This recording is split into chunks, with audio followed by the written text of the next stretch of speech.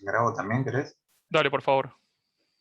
¿Te podés o Sí, necesitas? sí, sí. No, en esta compu sí. Ok. ¿Me pueden confirmar que están viendo mi pantalla? Estamos. Sí, se ve. Bueno, entonces, perfecto. Lo primero que vamos a hacer entonces hoy es tratar de redondear un poco o hacer lo siguiente después de lo que vimos la clase pasada o el día de ayer, que sería un poco, bueno, tenemos un problema que muchas veces lo que nosotros estamos tratando de demostrar o de representar, en general puede llegar a tener demasiadas dimensiones y es un problema que no voy a poder representar. O otra cosa que motiva esto es, bueno, yo tengo muchas variables y por ahí estoy buscando un conjunto más pequeño que represente bien mi problema, para entonces que sea más sencillo después modelarlo. Y eso es lo que va a caer dentro de reducción de la dimensionalidad. Entonces, como un poco una motivación de esto, para que vean que es un problema bastante, eh, es un problema que ya, digamos, ocurre en muchos casos, el tema de la representación. Hay una famosa novela que se llama Flatland, donde lo que cuenta es qué es lo que pasa cuando seres bidimensionales se ponen en contacto con la tercera dimensión y todos los problemas que eso conlleva. Y una cosa bastante interesante que tiene es, creo que es en esta parte de, bueno, en una parte de acá, ahora no me acuerdo en qué minuto, muestra cómo es que es la visión de los seres bidimensionales. Los seres bidimensionales, claramente, ahí está. Los seres bidimensionales ven en una sola dimensión. Entonces a los humanos les pasa algo parecido, donde nosotros lo que podemos en general ver fácilmente es hasta 3 dimensiones. Entonces cuando empezamos a poner 4 dimensiones, el problema se empieza a poner bastante más complicado de representar y es ahí donde uno por ahí puede aplicar algunos trucos como jugar con los colores o jugar con las formas y de esa forma tratar de expandir un poco, pero empieza a hacerse más difícil a veces de seguir. Y muchas veces lo que estamos buscando es tratar de hacer gráficos que sean simples para que sean fáciles y rápidos de entender.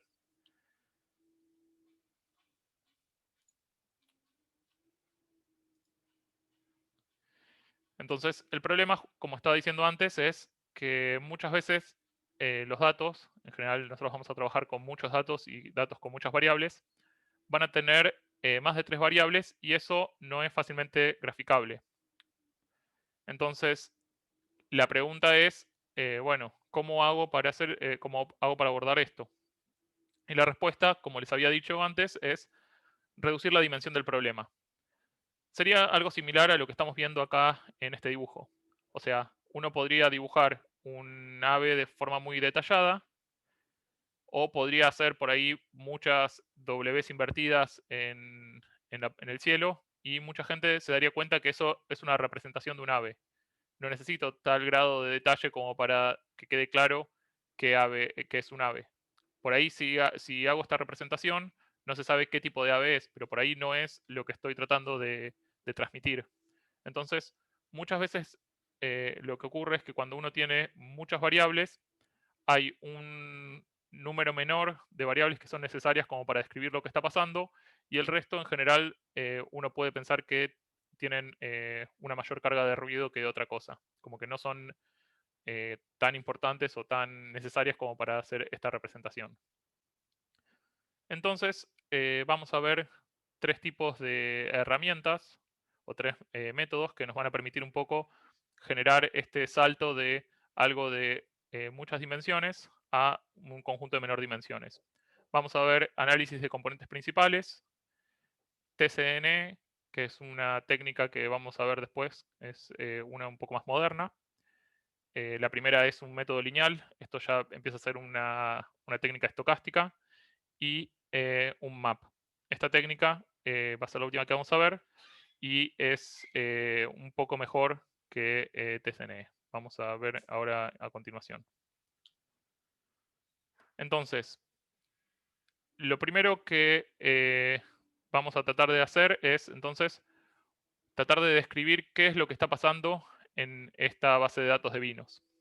Lo primero que podemos notar, si nosotros hacemos el pair plot de toda la base de datos y lo graficamos con color rojo el vino tinto y con color amarillo el vino blanco, lo que vamos a notar es que, bueno, en algunas de estas variables, cuando representamos en dos variables, vamos a ver que hay una separación o se comportan un poco distintos los dos tipos de vinos.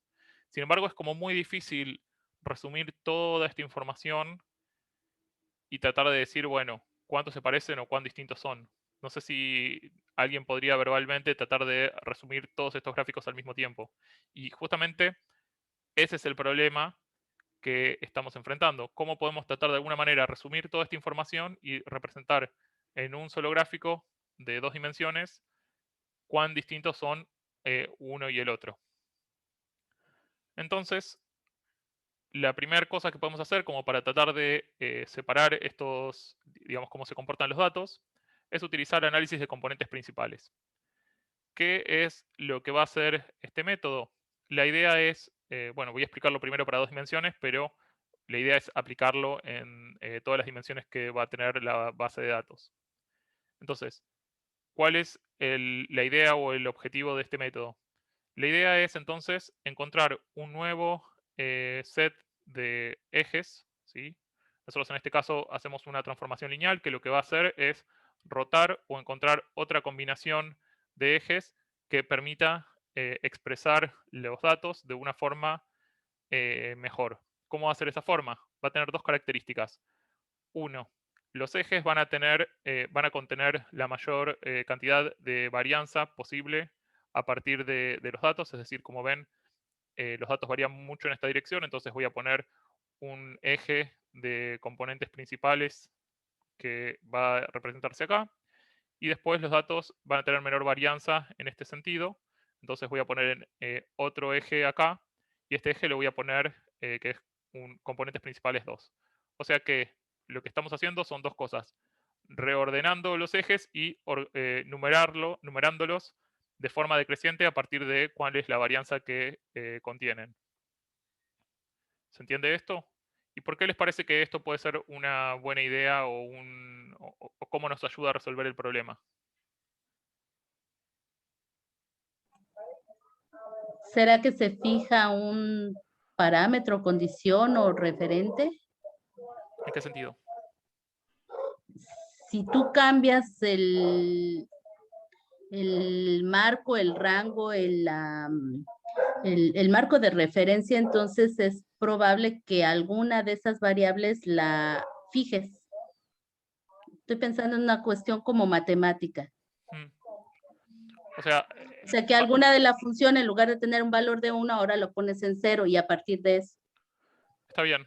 Va un poco por lo que estás diciendo, va un poco por ese lado. La idea entonces sería, justamente, como vos decís, nosotros estamos encontrando un nuevo conjunto de ejes, y estos nuevos ejes lo que nos permiten es ahora encontrar ejes que que capturan más variación de los datos. Entonces, supongamos que en esta dirección está el 80% de la variación que tienen los datos.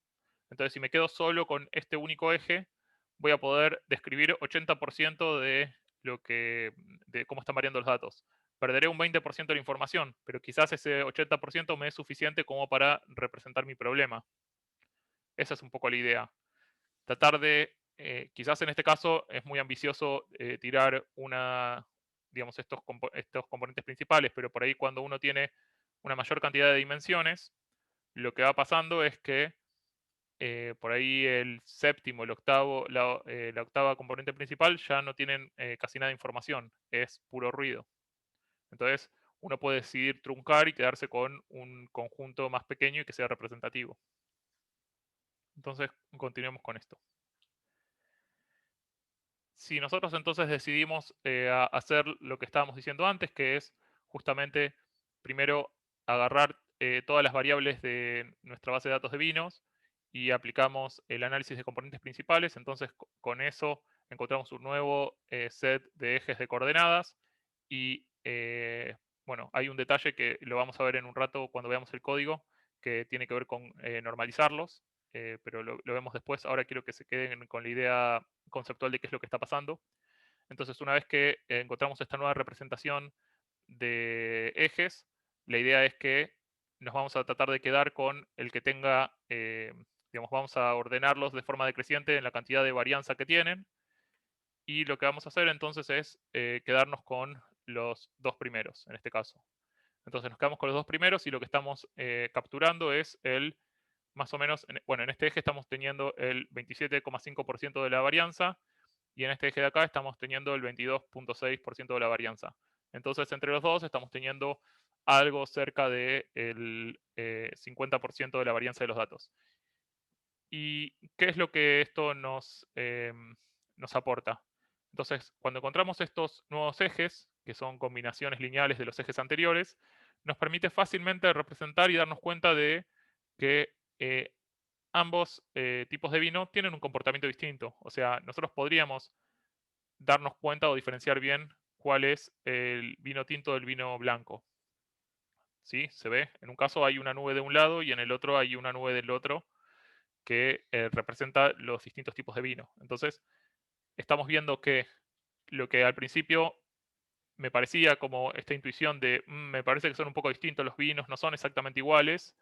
Quizás hay alguna forma de representarlos mejor como para ver cuán distintos son.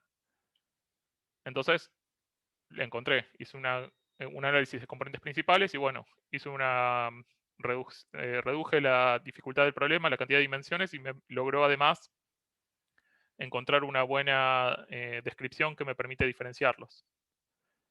¿Está bien? ¿Alguna duda hasta acá? Hay un par en el chat. ¿Me las lees? Dale.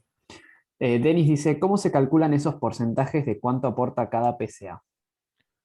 Sí, ahí tiene que ver con cómo... No quería meterme demasiado en la parte matemática, eso lo podemos, se puede después leer. O sea, la idea acá es quiero transmitirles el concepto. O sea, después uno puede hacer el... directamente, bueno, hacerlo a mano o usar directamente el... ¿Cómo se llama? La librería para hacer la cuenta. Disculpa, pero dependiendo Sí, de cada caso, soy Denis, la misma sí. pregunta. Eh, Dependiendo de cada base de datos, vas a tener diferentes porcentajes de Totalmente de contribución acuerdo, para sí. cada PCA. Va a Bien. depender de cómo sean los datos. En algunos casos va a ser más, en otros casos va a ser menos. Estos componentes son para esta base de datos en particular y la combinación que encontró. Listo, listo, gracias. Lo que tienen que hacer es, dependiendo de cómo sean los datos. O sea, la representación que les haga, justo en este caso por ahí me sirvió para separarlos, pero por ahí en otro caso necesitas más componentes o otro tipo de técnica como para tratar de reducir la dimensión. En este caso fue exitoso, no quiere decir que en todos lo sea. Claro, en este caso con dos PCA pudiste separar los datos, Sí, la variable. Bien. sí, sí. Que creo que viene además con la pregunta de Ariadna, esto, que pregunta si el análisis no fuera adecuado, no se podrían ver comportamientos separados. Igual depende que sea adecuado y es el objetivo de lo que quieras hacer. O sea, en este caso es un poco porque en un rato vamos a querer hacer otra cosa que es clasificarlos. Entonces va a venir por ese lado. Esto es como un poco digamos, la antesala de darnos cuenta de que efectivamente se comportan distintos. O sea, lo que nosotros queremos hacer ahora en realidad es representarlos con la menor cantidad de dimensiones posibles como para ver cómo son los datos, cómo se comportan, un poco sin prejuicio y ahora nos damos cuenta, upa, evidentemente son distintos, porque estoy encontrando una representación que me permite separarlos. Entonces, bueno, ya que estoy voy a tratar de clasificarlos y eso es lo que vamos a hacer ahora después del intervalo. Tratar de aprovechar esta diferencia para ver si podemos discriminar y darnos cuenta cuándo es dado una cantidad de datos, ver si es un vino blanco o un vino tinto.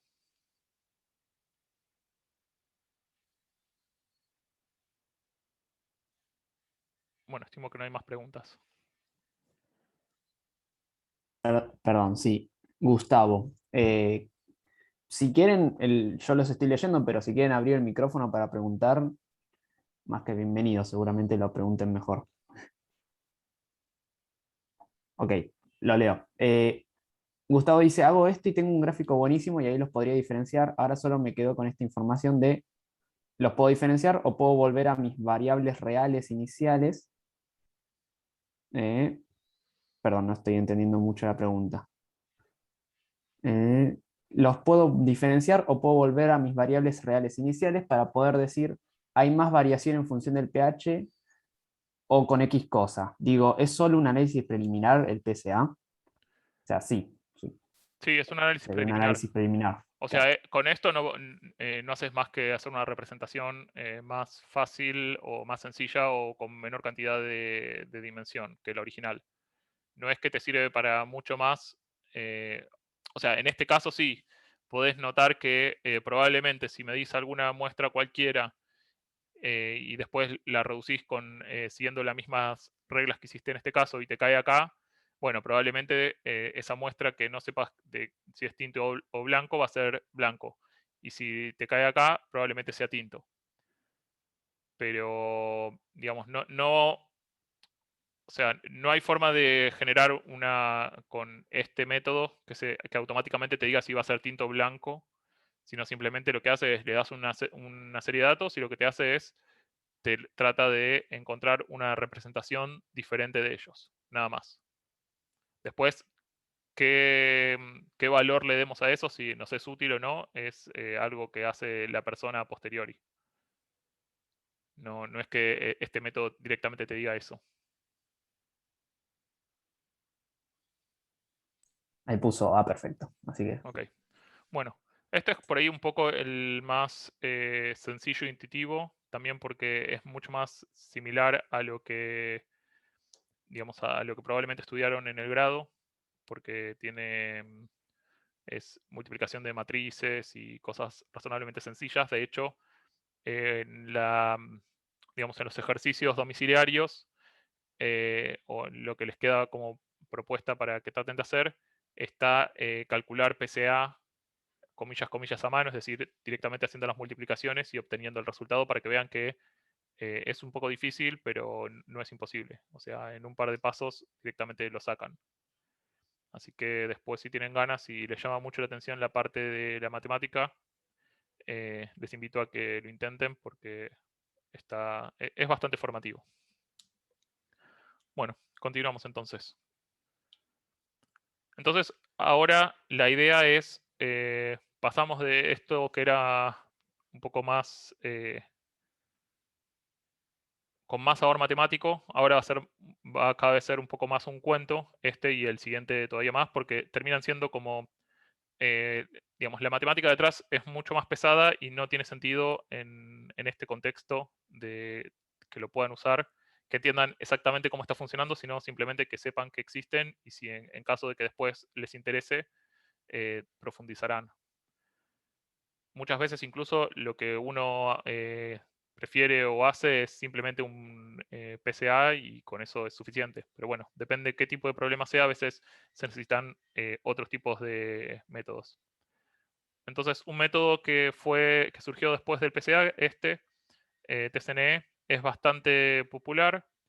Tiene, digamos, la idea o lo que está tratando de hacer el método es, bueno, está tratando de encontrar en nuestro espacio de alta dimensión, primero encuentra digamos, a partir de los diferentes puntos, distribuciones, ¿sí? Distribuciones de probabilidad de dónde tienen diferentes muestras cercanas. O sea, yo tengo mis datos, entonces me centro en A y veo cuál es la probabilidad de tener otro acá y otro acá. Entonces empieza a generar como superficies, digamos, como curvas de probabilidad. Y a partir de eso, entonces, toma una idea de cómo se comportan los datos en altas dimensiones. Y después lo que hace este método es tratar de emular, o sea, generar en una representación de menor dimensión un análogo de esta distribución de probabilidad que encontró en el caso de alta dimensión. Me olvidé de decirles que lo que termina haciendo se basa en la distancia, o sea, lo que está tratando de hacer es tratar de representar cuán separados están o cuán distantes son los demás puntos. Entonces, lo que genero es como una nueva representación que tiene en cuenta cómo es la distribución de probabilidad en el caso de alta dimensión. Entonces, como estaba diciendo, lo que termina haciendo es, bueno, primero mido la distancia que hay respecto a un punto central. Eso me genera una curva de probabilidades, ¿sí? Y a partir de eso, entonces, voy viendo, me voy posicionando en los diferentes puntos que hay, y entonces puedo generar una matriz de la probabilidad de los diferentes puntos. O sea, lo que hice es, agarré esta curva, la escalé y la sumé. Y a partir de eso, empiezo a poner valores en mi matriz. Y lo que quiero hacer entonces es ver cuál es la relación entre los diferentes puntos que tengo en mi espacio. Entonces lo que termino haciendo es generar una representación que me resume cómo se comportan mis datos en alta dimensión. Luego entonces lo que hago es trato de generar en un espacio de menor dimensión otra representación, ¿sí? Esta representación la ajusto en este caso con una distribución de student, por eso se llama TSNE. Y con esta representación lo que hago es tratar de ajustar las distancias entre los puntos tal que haya un buen macheo o se parezcan mucho las dos matrices, la matriz del espacio de baja dimensión y el de alta dimensión. Y es más o menos lo que estamos viendo acá. Suponemos entonces que empezamos con una distribución, entonces esta es esta es la matriz original de alta dimensión y esta es la de menor dimensión, que está representando estos acá. Entonces, cuando comparo las dos, de golpe digo, me parece que no son iguales, entonces voy a tratar de mover los puntos para que estén en otras posiciones. Entonces, por ejemplo, estos que están en rojos los muevo para, por ejemplo, la izquierda, y estos que están en verde los muevo para la derecha. Entonces, con este nuevo cambio de posiciones, vuelvo a calcular esta matriz en base a las distancias, la vuelvo a comparar, si se parece o no se parece, entonces me detengo, en este caso siguen siendo distintas, entonces vuelvo a mover los puntos hasta que en este caso hizo 100 iteraciones, y lo que termino teniendo entonces es una matriz que representa este caso de menor dimensión, que es similar al de alta dimensión. Entonces, la idea es que de esta forma tendría una buena representación de baja dimensión de mis datos. Si lo aplicamos en el caso del dataset de vinos, lo que vamos a ver es esto que está acá, donde lo que vamos a poder ver es una bastante buena separación entre lo que ocurre con los vinos tintos y los vinos blancos. Una cosa que está bueno aclarar o que tengan en cuenta es que nosotros lo que estamos haciendo es justamente encontrar, digamos, nuevas distribuciones. Entonces, esto no es un método que sea determinista y por ahí si lo corremos diferentes veces, no nos va a dar exactamente el mismo resultado. Va a dar algo que sea razonablemente similar, pero no es, digamos, no necesariamente me va a dar lo mismo por cómo está calculándose. Finalmente, entonces, lo que, digamos, hay una versión o otro método un poco más moderno que se volvió bastante popular en los últimos años, que es un map, que la idea es que este método vendría, o sea, lo proponen como una especie de mejora respecto a TSNE. Básicamente, TSNE es, digamos, un map, perdón, es más rápido que TSNE, porque TSNE lo que tiene es, bueno, todo este tema de calcular las probabilidades, hace que sea bastante... Perdón, ¿hubo alguna pregunta, Guille, antes? Yo seguí de largo y me olvidé de preguntar. No Ok. hay nada más en el chat. Entonces, este nuevo método, un map, es más rápido que TSNE. Proponen que puede capturar mejor la estructura global que TSNE, porque justamente TSNE lo que va a poder hacer es describir bien justamente estos pequeños clústeres, pero no necesariamente me va a hablar bien de cuál es la distancia que hay entre ellos. Entonces a eso se refiere con la estructura global. Quizás me describe bien la estructura local de los diferentes datos, pero no cómo se representan la forma global. Entonces proponen una técnica que es un map. La idea de esta técnica es que justamente es bastante más robusta que la otra porque al tener un formalismo matemático bastante desarrollado detrás, saben bastante bien cómo está trabajando, y lo que permite es poder justamente utilizarla de forma determinista, o sea, no es como la otra que es estocástica, y me permite hacer, por ejemplo, preprocesamiento de datos antes de aplicar para hacer machine learning. También otra cosa que tiene es que, bueno, como estaba diciendo antes, que justamente tengo un respaldo teórico de cómo me está funcionando y cómo es que opera el método, mientras que TCNE básicamente funciona, pero bueno, no es que uno pueda demostrar por qué funciona. Directamente encontrás dos cosas que son razonablemente parecidas en dos dimensiones y decís, bueno, es una buena representación. Entonces, cómo es que opera o cuál es la idea de un map? La idea entonces es que va a encontrar estos manifolds, que son una generalización de curvas, pero en un espacio de alta dimensión. Entonces, la idea es que yo lo que quiero hacer es que genere una curva en un espacio de alta dimensión y eso use para generar una curva de menor dimensión después. O sea, hacer una representación en un espacio de menor dimensión que también sea análoga a la otra utilizando una curva parecida.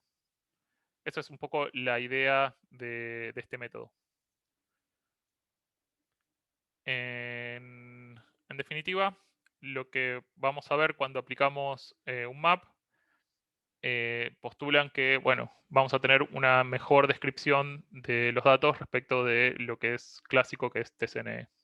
Bueno, más clásico, no es tan clásico, salió unos años antes. No sé si tienen alguna duda de esto. Sí, yo dos cosas. Con respecto ahí mencionas que este método es más rápido. ¿Eso se refiere al tiempo máquina? O sea, Sí, tiempo máquina. los resultados los arroja mucho más rápidamente que el otro. Sí, tiene El que hacer otro, menos cálculos. ¿y como cuántos, de qué minutos, horas o qué estamos hablando para estos cálculos? Depende de cuántos datos tengas. O sea, esto en general, el problema es que por ahí notas poca diferencia, no sé, un 20% más en el caso de 20-30% más de tiempo, pero a medida que tenés un problema más y más y más complejo, eso se vuelve Más divergente. difícil. Sí. Como que por ahí el otro Y te tarda un par de días, mientras que este te lo resuelve en mucho menos tiempo. Ok. Y por ejemplo, esos criterios también son tomados en cuenta para hacer este tipo de cálculos. Ya nos has mostrado tres estrategias de cálculo para obtener información. La que utilicemos dependerá de qué objetivo tengamos e incluso considerar los tiempos y los datos. Gracias. Sí. Bueno, esa es un poco la idea de lo que quería mostrarle como estos tres métodos. Les voy a mostrar entonces unos dos ejemplos cortitos de cómo se puede usar esto en un contexto real, y después voy a mostrarles un poco de código antes de que se nos acabe el tiempo. Entonces, una idea de cómo podría usarse esto es, supongamos que tenemos espectros de fluorescencia donde lo que tenemos son dos aportes distintos. En este caso son MOF con lantánidos. Entonces, lo que se quería hacer es que estos compuestos reconozcan digamos, estos MOF reconozcan cuál era el compuesto orgánico que tenía cerca, en base a cómo cambiaba la fluorescencia. Entonces, como tenemos tenemos por un lado muchas variables que son todas las longitudes de onda, pero además sabemos de forma digamos, entendiendo el problema, además sabemos que por un lado va a tener un aporte de lo que sería la fluorescencia de la parte orgánica y por otro lado del centro del lantánido. Entonces, en principio, lo que uno buscaría es que tratar de desacoplar esas dos informaciones y tratar entonces a partir de eso generar una representación de menor dimensión que me resuma un poco esta idea que, bueno, en un caso por ahí sube un poco una banda, pero después baja otra, pero después sube otra. Entonces, ¿cómo podemos resumir toda esta información que por ahí es difícil de relatar? es justamente lo que estamos teniendo acá. Una representación con análisis de componentes principales me permite entonces resumir un poco mejor todo esto que estamos teniendo acá y nos permite darnos cuenta que efectivamente es posible discriminar o separar entre los diferentes compuestos orgánicos. Otro ejemplo de esto es en el caso, por ejemplo, de reducir la dimensión de un set de datos de compuestos con aroma. Estos, digamos, la idea es, tengo un montón de compuestos que sé que tienen un aroma y tienen del orden de 1024 variables distintas que me están describiendo justamente estos datos. Y la idea es, bueno, yo quiero tratar de todos estos datos reducir la dimensión a algo un poco más sencillo para poder tratarlo y hacer después un análisis o relacionarlo en este caso con la estructura. Entonces, la idea es, bueno, ¿cómo puedo hacer este paso de reducir las dimensiones? Y acá lo que hacen es la reducción de dimensión con diferentes métodos. Prueban primero con PCA, con bueno, no lo vimos acá, TSNE, tienen otra descripción distinta de cómo se comportan los datos. Y finalmente con un map encuentran una mejor separación para este set de datos. Bueno, comentando entonces un poco esto, de algunos ejemplos de cómo podría ser utilizado en la vida real. Y a modo de conclusión, la idea es que les quede que justamente la reducción de la dimensión es un excelente complemento para explorar los datos antes de lanzarse a hacer otra cosa, porque por ahí lo que empezamos a sacar es, bueno, tenemos un atisbo de que quizás son clasificables o no. Digamos, una de las cosas que uno tiene que hacer antes de lanzarse a hacer modelos es tratar de ver los datos, de analizarlos, ver qué intuición les da, sea con histogramas o con boxplot o con cualquier tipo de representación que les permita entender qué es lo que está pasando, cómo es el problema. Entonces, una vez que uno tiene eso, puede lanzarse y decir, bueno, me conviene por ahí este tipo de aproximación o evidentemente puedo abordar este problema de tal manera. Y además de permitirnos entonces explorar los datos, también es una forma de simplificar los problemas antes de modelarlos. Entonces, bajar la cantidad de variables es una forma de hacer más abordable o más sencillo el problema. Quizás a costa de perder un poco de información, pero muchas veces, aun cuando pague un poco de información de los datos, me facilita o me da como mucho más entendimiento de lo que está pasando. No sé si quedó alguna duda de esto. Tengo una duda, perdón. Sí. A veces, al estar eliminando variables o reduciéndolas, perdón, eliminando, ¿no estaría como también eliminando información para los cálculos que estoy haciendo futuro? O sea, tengo que ver si a veces me conviene reducir variables o a veces trabajar con todas las variables, o es recomendable siempre trabajar, si tengo por ejemplo las 1024 fingerprints, reducirlas siempre. ¿Se entiende? En general, lo que a ver, uno parte un poco de la base filosófica de que lo que está tratando de conseguir es el modelo más sencillo que me logre representar mis datos. O sea, probablemente podrías hacer un modelo muy complicado. O sea, vos ahí tenés, no sé, 124 variables. Bueno, vos podrías perfectamente hacer un modelo de 2000 parámetros, o 3000 parámetros, o 5000 parámetros que te ajuste re bien los datos, pero no es lo que estamos tratando de hacer ahora, sino que uno está en general buscando hacer el modelo más sencillo que mejor ajuste los datos. Claro, estamos. ¿Sí? Entonces por eso es que, digamos, hacemos descartar algunas variables. En general es lo que uno trata, digamos, es más como una filosofía en general de la ciencia, donde uno trata de encontrar la respuesta más sencilla que diga qué es lo que pasa. Como que vos ves un fenómeno físico y sí, podrías decir, bueno, detrás hay 20 fantasmas que están moviendo los piolines y hay detrás alguien aplaudiendo para marcarles el ritmo de a qué velocidad tienen que hacerlo. Pero bueno, no, en vez de decir eso, lo que decís es, hay una fuerza que atrae los cuerpos, entonces los cuerpos son atraídos y hay gravedad. Claro, está. Es Gracias. un poco parecido a eso, como que vos podrías poner muchas variables, pero no por eso tendría más sentido. Sí. Bien. No sé si quedó, Y- alguien había levantado la mano, me parece. Sí, No, quería comentar lo mismo que dice Denis en el sentido de que hay riesgo también de obtener resultados sesgados, ¿no? Si tú eliminas, Sí.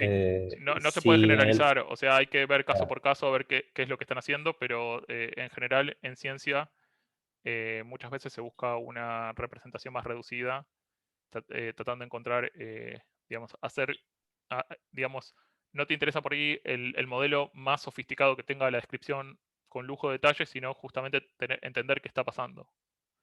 Porque, digamos, también hay, bueno, qué sé yo, no sé cuánto error había en esos datos. Por ahí tienen un 10-20% de error instrumental, porque, porque la técnica que los determinó es bastante, no sé, bastante mala o porque tiene problemas de muestreo. Y entonces, después, ¿qué es lo que estás representando? Estás representando no solo el problema, sino también estás representando el ruido que tienen intrínsecamente tus datos. sí. Claro, en el caso de, me llamó la atención el artículo que presentaste y creo que tú participaste en el trabajo Sí, de la fluorescencia. Claro, tú ahí ya sabes cuáles son las moléculas que estás tratando, o sea, silano, o sea, aromáticos, ¿no? Pero en un caso real, en la vida real, a lo mejor no vas a saberlo, ¿ya? no, ¿Ya? ahí caes, eso es otro tipo de tarea. No sería como clasificación, sino es lo que se conoce como clusterización. Ya, O sea, ok. eso es un aprendizaje no supervisado. Es cuando no sabes, digamos, O que hacia eso iba, hacia sí. eso iba, ya. Ok, claro, lo que quería decir era que luego tú, tu modelo, lo que estás construyendo, tienes que contrastarlo con la realidad y comparar, ¿no? Sí, Y ver si está funcionando. Eso es eso la lo vamos a otra ver tarea. en la tarde, que vamos a ver cómo se Ya, contrasta y eso. Igual, bien. no, digamos, no vamos a ver demasiado de métodos no supervisados. O sea, estamos Vale, dando principalmente métodos supervisados. ok, Vamos a ver vale. un poquito algo de un método no supervisado, pero en general es justamente porque también es mucho más difícil la interpretación. Digamos, vos tenés algo y no sabes a qué se debe, a veces Mm, necesitas entender por ahí más el problema o hay otras técnicas que se utilizan. ya. Bueno, gracias. Entonces vamos directamente a ver un poco de código antes de que se duerman. Reconectar. No sé si están viendo mi pantalla. se está viendo. Sí. Perfecto. Veamos esto más o menos rápido porque no hay mucho tiempo. Igualmente ustedes ya tienen esto para después chusmear. La idea es, lo primero que voy a hacer es cargar mis datos de vino blanco y vino tinto. Entonces eso lo genero un solo data frame que tiene a los dos vinos, tanto el tinto como el blanco. Y además generé una columna nueva. Esta columna es que antes no había, que la que me está hablando esta columna es qué tipo de vino es. Entonces tengo este nuevo dato que es juntar los dos y tiene una columna nueva. Entonces, a partir de este nuevo set de datos que contiene los dos, lo que quiero saber es justamente si tratar de describirlo en una menor cantidad de variables.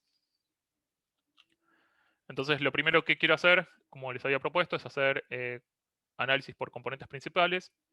La idea entonces es la siguiente.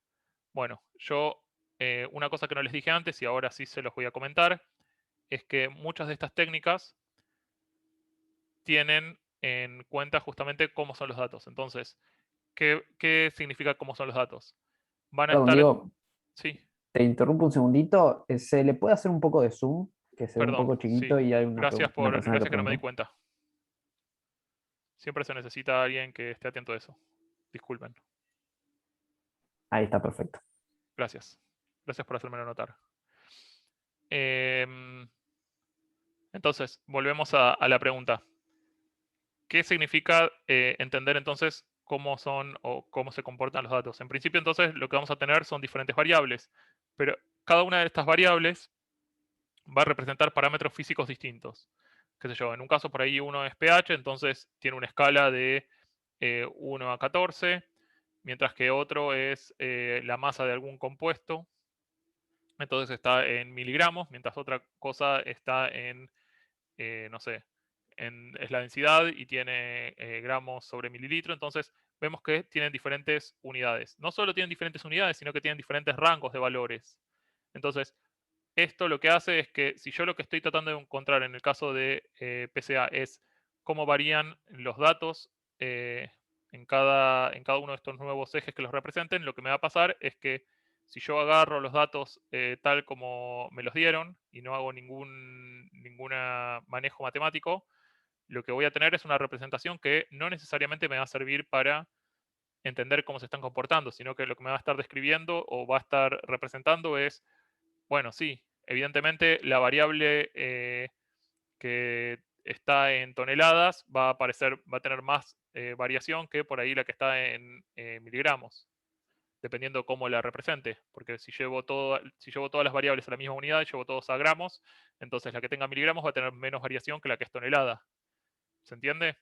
Entonces, una de las cosas que uno hace muchas veces es un preprocesamiento, en este caso estandarización, que lo vieron un poco ayer con Debbie, que la idea es como que me lleve todo a la misma escala, para que sea más fácil de tratar el problema. Entonces, lo primero que uno hace en este caso es aplica un preprocesamiento, en este caso una estandarización, un escalado estándar. Entonces, la idea es que aplico esto a mis datos, los transformo, y una vez que tengo mis datos transformados con este escalado, directamente llamo a la función de análisis por componentes principales en 3 componentes y directamente entonces ¿cómo se llama? Llamo a la función, la pongo en esta variable y este va a ser mi modelo. Entonces directamente a mi modelo le llamo a la función de que ajuste por una transformación a los datos que tenía originalmente que ya están escalados y directamente obtengo el resultado de hacer análisis por componentes principales. Entonces, teniendo acá los resultados, lo que voy a hacer es directamente graficarlos. Entonces, esta es la parte de donde llamo a Seaborn para generar el gráfico. El gráfico, bueno, va a tener, primero que tengo que meter los resultados en un data frame, ¿sí? Y lo que termina haciendo es después directamente genero gráfico con en X los valores del dataset del componente 1, en Y los valores del componente 2 y quiero que me genere en distintos colores dependiendo de dónde vino de qué vino era. Entonces hago así y tengo la representación que habíamos visto hace un rato. Después, bastante análogo a lo que estamos haciendo acá, podemos hacer lo mismo con TCNE. Lo que vamos a ver de nuevo es que primero llamo a la librería que tiene a mi método, en este caso TCNE. Tengo de nuevo mi dataset original que tenía los vinos tintos, los blancos y la nueva etiqueta que los clasifica. Lo que hago es, para que haga la representación, voy a quitarle algunos de los datos para que después no me molesten justamente en la clasificación que voy a hacer. Y después escalo los datos y voy a poner algunos parámetros para generar este modelo. ¿Cuántos componentes son los que quiero? Que quiero que no me... digamos, que la cantidad de datos o de información, la verbosidad de qué está pasando, que sea pequeña. ¿Cuántas interacciones quiero que tenga? Y otro parámetro que es perplexidad, que está teniendo en cuenta justamente cómo se están comportando los datos. Y después directamente lo que hago es ajusto a partir de este modelo que generé acá, directamente aplico el modelo que ajuste la transformación a partir de los datos que tenía antes y directamente ya tengo los resultados listos para graficar. Entonces puedo generar el gráfico igual que como hice antes. Genero primero el data frame y después directamente llamo a la función de scatter de Seaborn y puedo generar mi gráfico. Y finalmente, en un map es más o menos parecido. Lo primero y que quería llamar la atención es, no sé si habíamos visto antes, pero como un map está en una librería que está, digamos que no es nativa a Google Colab, lo primero que necesitamos es que instale esta librería. Para hacer eso, ponemos signo de admiración, pip install, y entonces directamente me instala la librería. Podemos después importarla y después va a ser algo bastante parecido a lo que hicimos antes. Voy a copiar los datos, le quito la calidad y el color para que queden y sean más fáciles de tratar. Voy a escalarlo, genero mi modelo. Entonces, una vez que lo tengo, ajusto con ese modelo los datos y tengo el resultado. Y después, nuevamente, lo grafico. ¿Hasta acá alguna duda?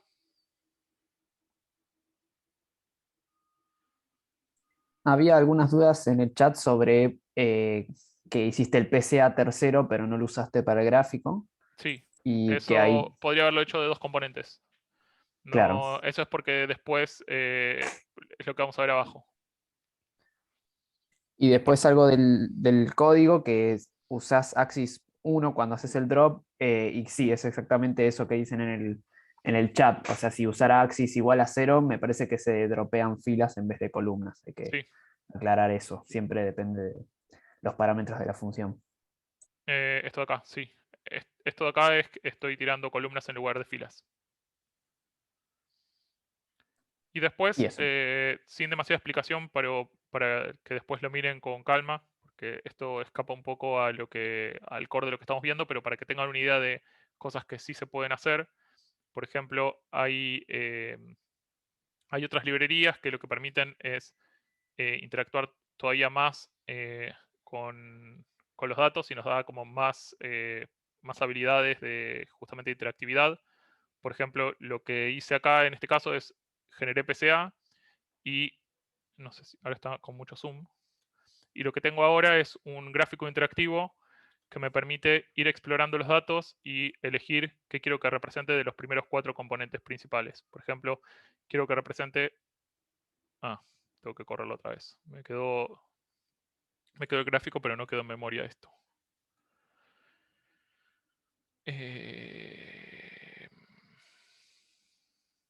Acá.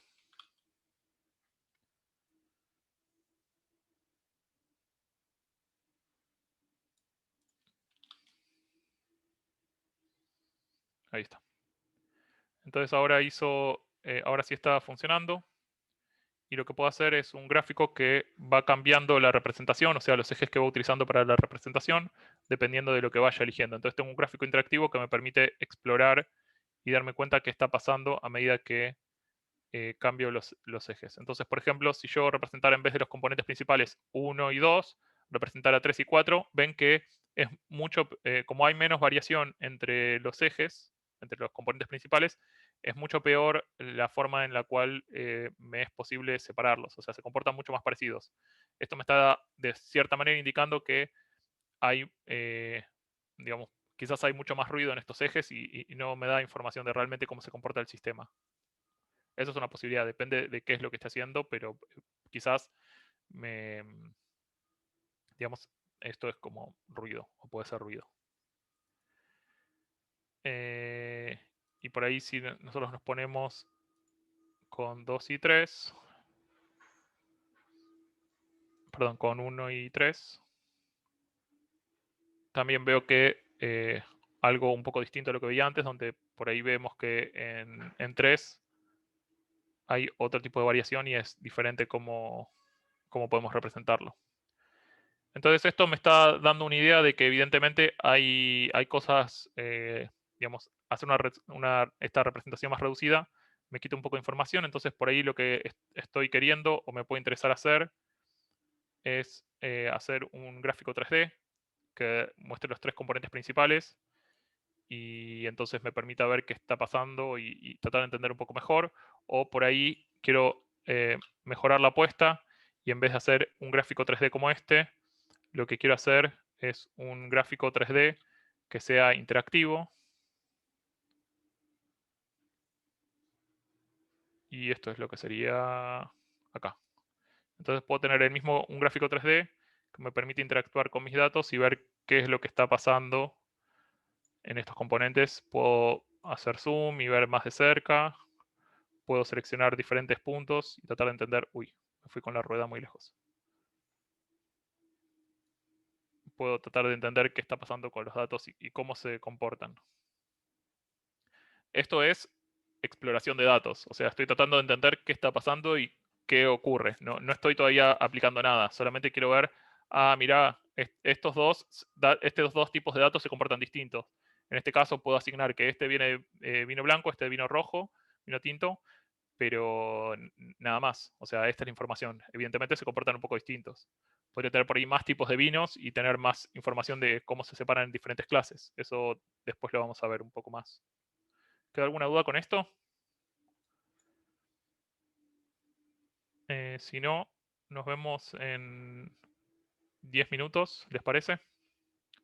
Hacemos un intervalo, nos pasamos 5 minutos, pero voy a tratar de apurarme después en la explicación y así llegamos.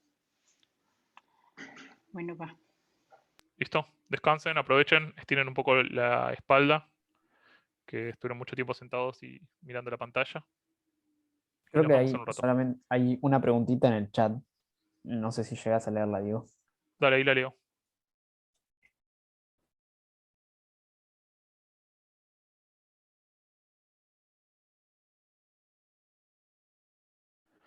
Cuando la pregunta que hace Gustavo es cómo tratar nuevos datos, digamos, cuando yo logré hacer una transformación lineal que me genera la representación de los nuevos ejes, entonces cómo puedo ajustar nuevos datos con eso. Eso, creo que el comando es, en este caso estamos usando para hacer esto, ahí lo pongo en el chat.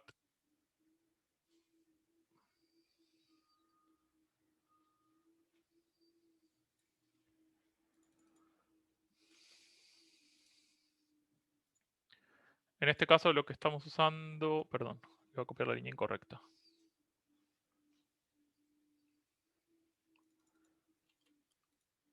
En este caso lo que estamos usando es este de acá.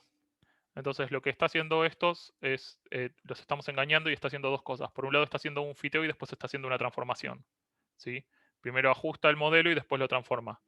Pero también tenés la opción de hacer solo la transformación o solo el fiteo por separado, sin hacerlo de forma resumida. Entonces en este caso lo que vos querés es solo hacer la transformación. Para nuevos datos querés que dado esta transformación que ya encontraste, que ya hiciste el fit, el ajuste, solo haga la transformación a tus nuevos datos. Eso creo que es solo con transform. A ver si tiene otro. Un segundo. Creo que es sin el fit únicamente. No sé si tiene.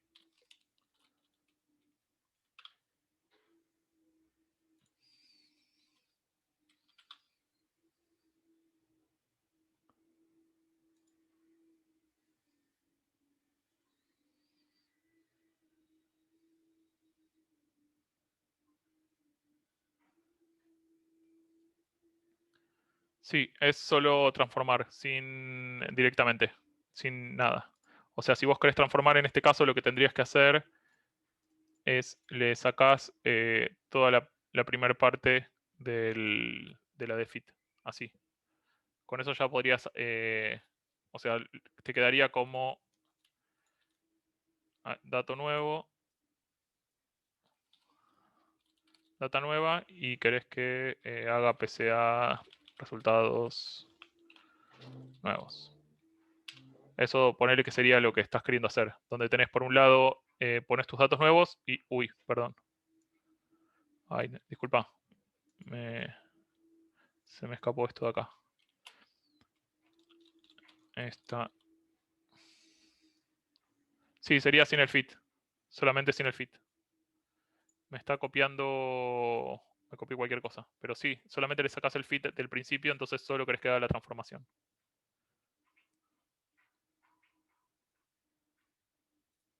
Bueno. Apago el micrófono.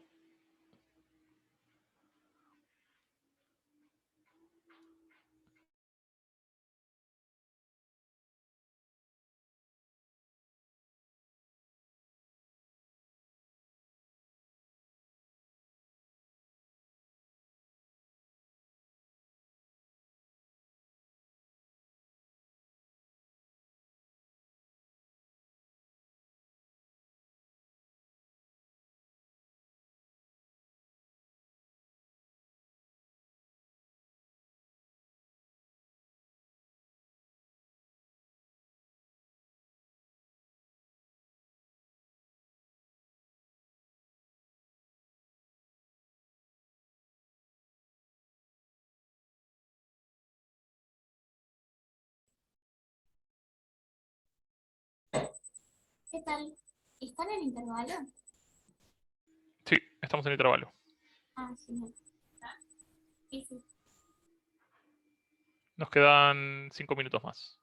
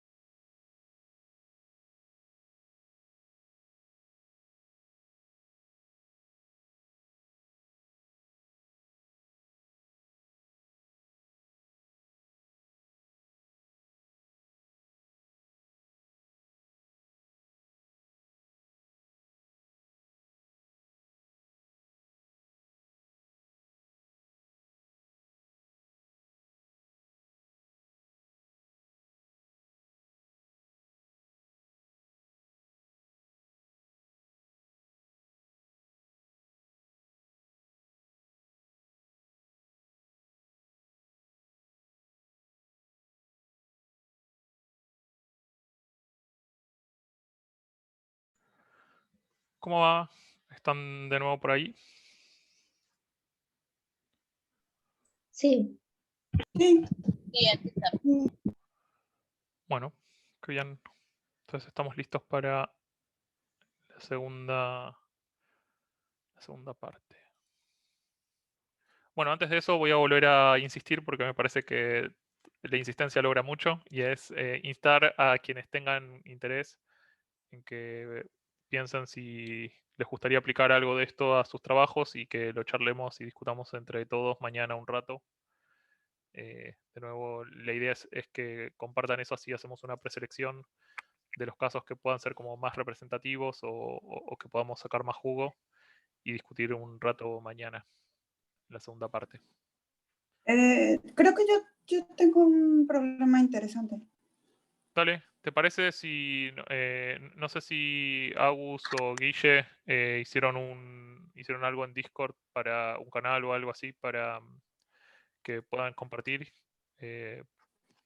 No sé quién lo dijo, pero si te parece. Sí, Silvana, sí, ahorita lo busco. No, pues no sé dónde ponerlo, pues, pero Por sí. eso, Agus, ¿podés encargarte de eso? ¿Generás el canal? Perdón, acabo de entrar, ¿eh? ¿Qué era? Hacer el canal en Discord para centralizar los problemas para mañana. Así vemos que discutimos. Que pongan los problemas que ellos tienen y con eso vamos a generar la discusión. Ah, bueno. Dale, creo un O sea, es canal. generar un canal con algún nombre apropiado que no genere confusión. Dale. Gracias. Entonces largo la explicación. Y después haces otra vez el chivo al final por si alguien no está justo ahora. Entonces empiezo a compartir.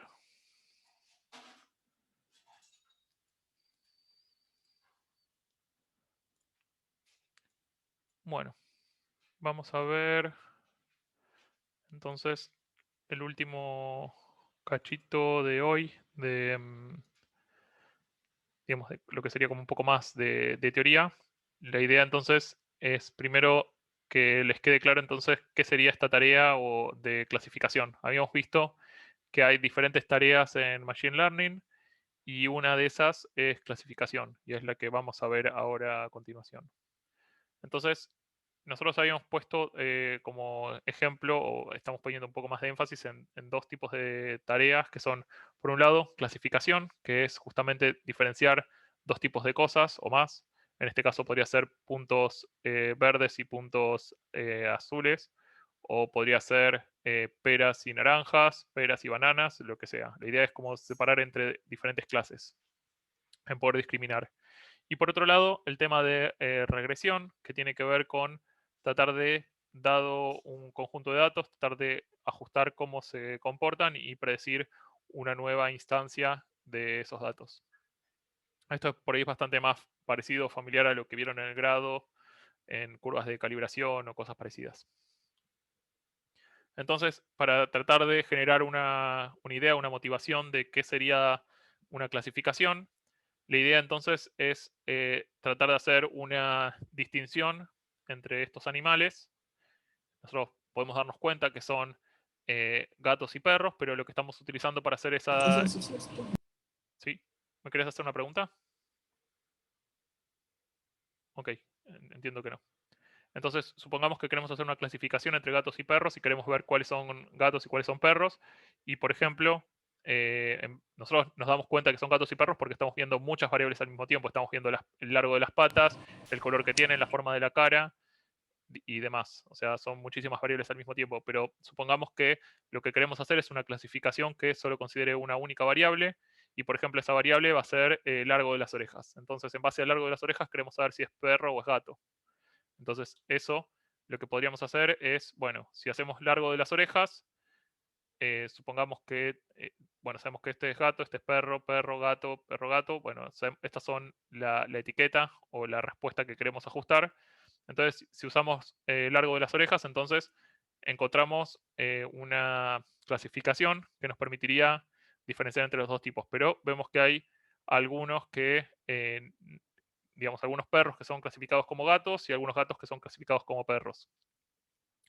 Entonces, bueno, evidentemente no es por ahí perfecta esa variable que elegimos, el largo de las orejas. Si por ahí además queremos, además del largo de las orejas, sumar el largo del hocico, entonces tenemos otra variable que estamos tomando y tratamos de usarla para discriminar nuevamente. Y lo que vemos es que nos da una separación distinta. Ninguna de las dos es perfecta, entonces decimos, ah, bueno, si tengo este problema. Por ahí, si hago una suma de las dos o considero las dos al mismo tiempo, puedo mejorar la descripción y tratar de clasificar bien entre gatos y perros.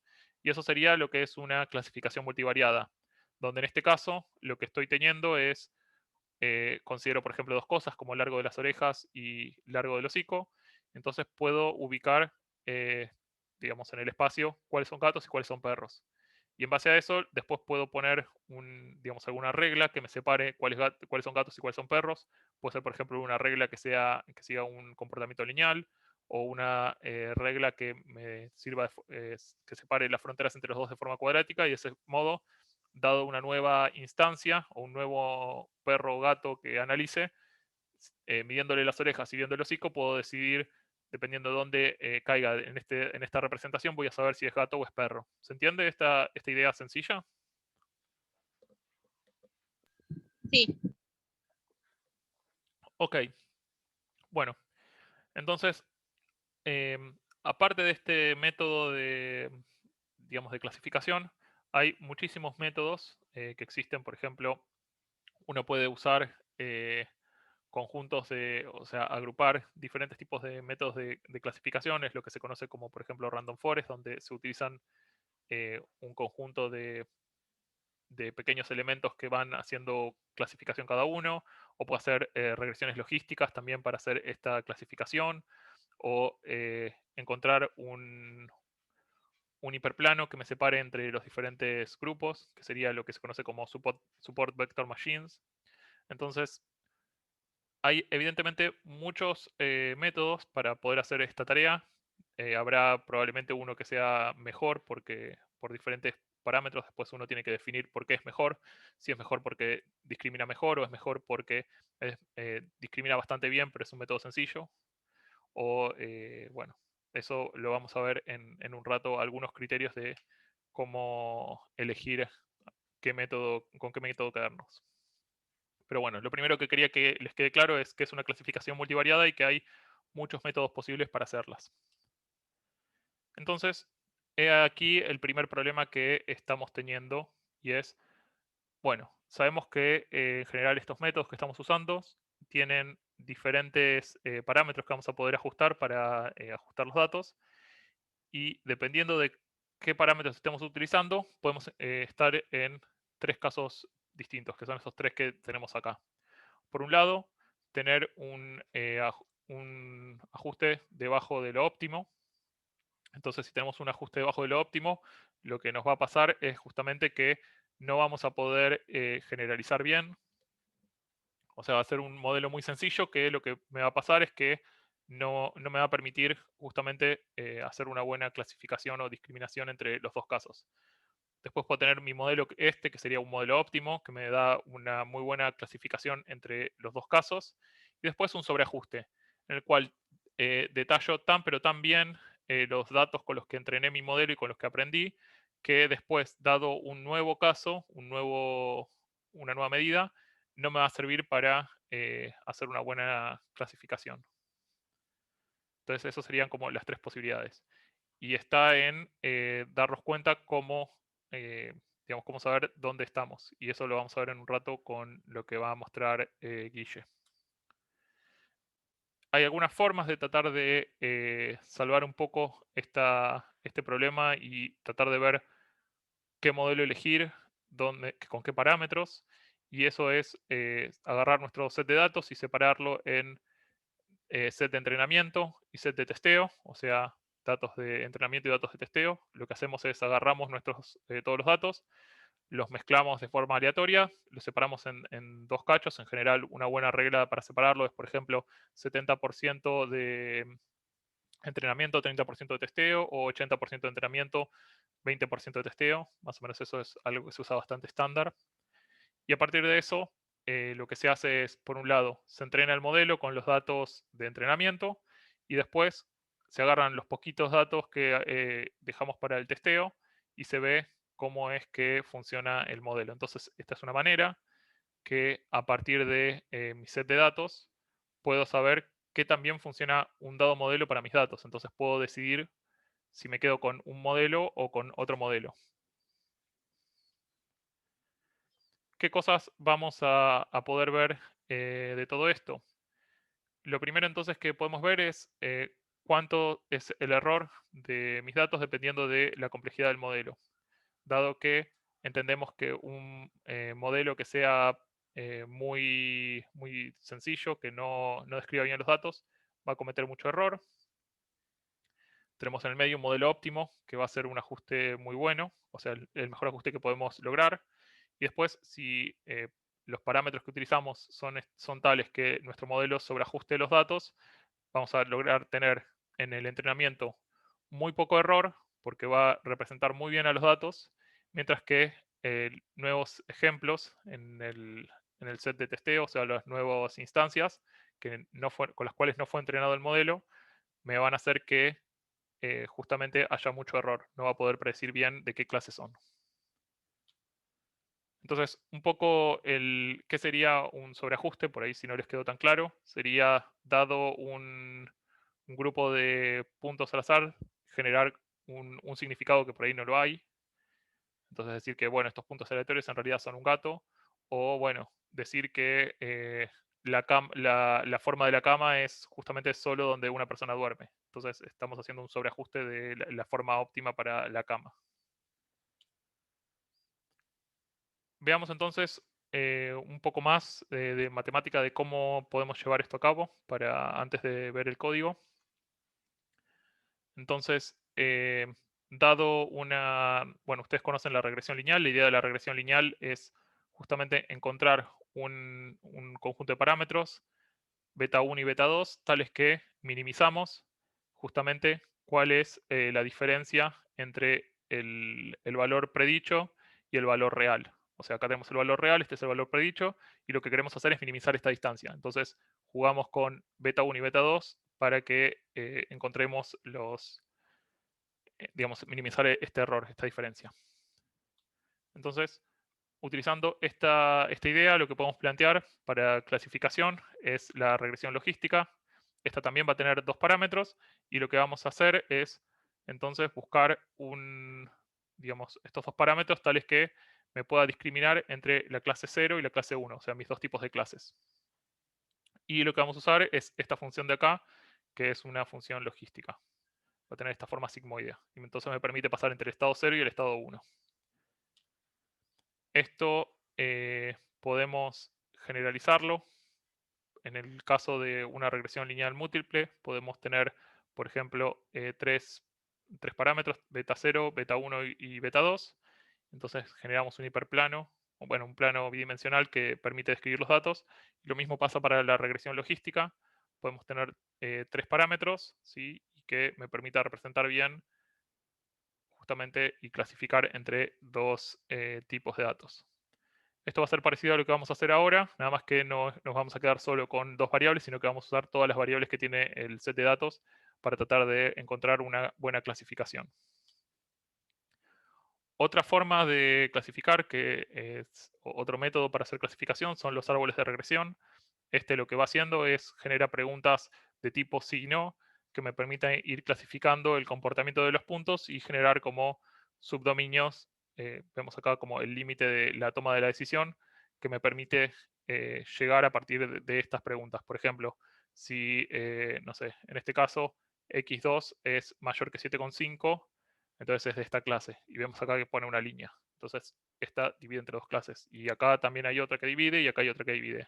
Entonces, este borde de decisión lo generamos a partir de este árbol de decisión.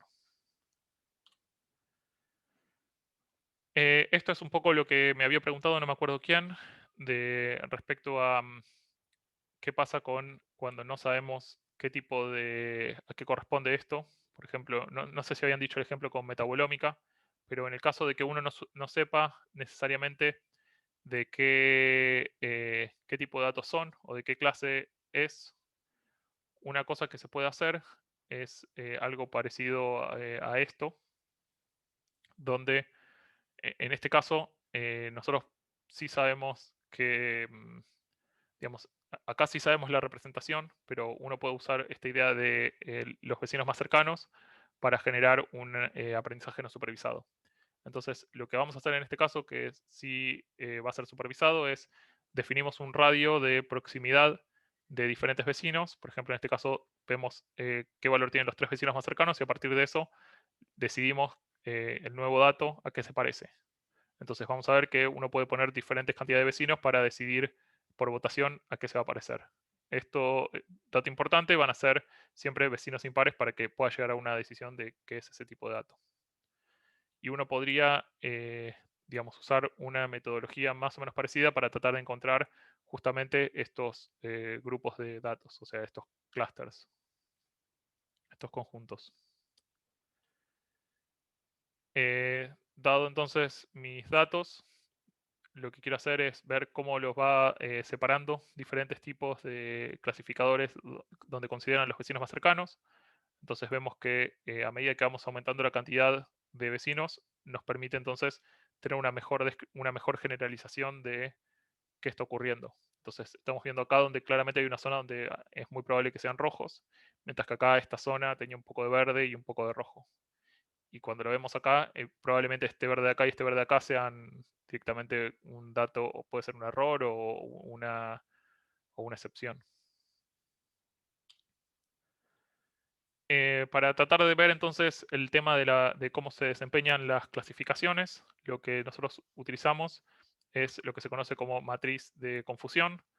Eso lo vamos a ver un poco más de detalle en un rato con Guille, pero la idea es entonces tratar de cuantificar cuán bueno fue el desempeño de nuestro método, basado en ver cuántas clases positivas eran realmente positivas, cuántas clases negativas eran realmente negativas, o si tuvo error al clasificar una clase que era positiva como negativa o una negativa como positiva.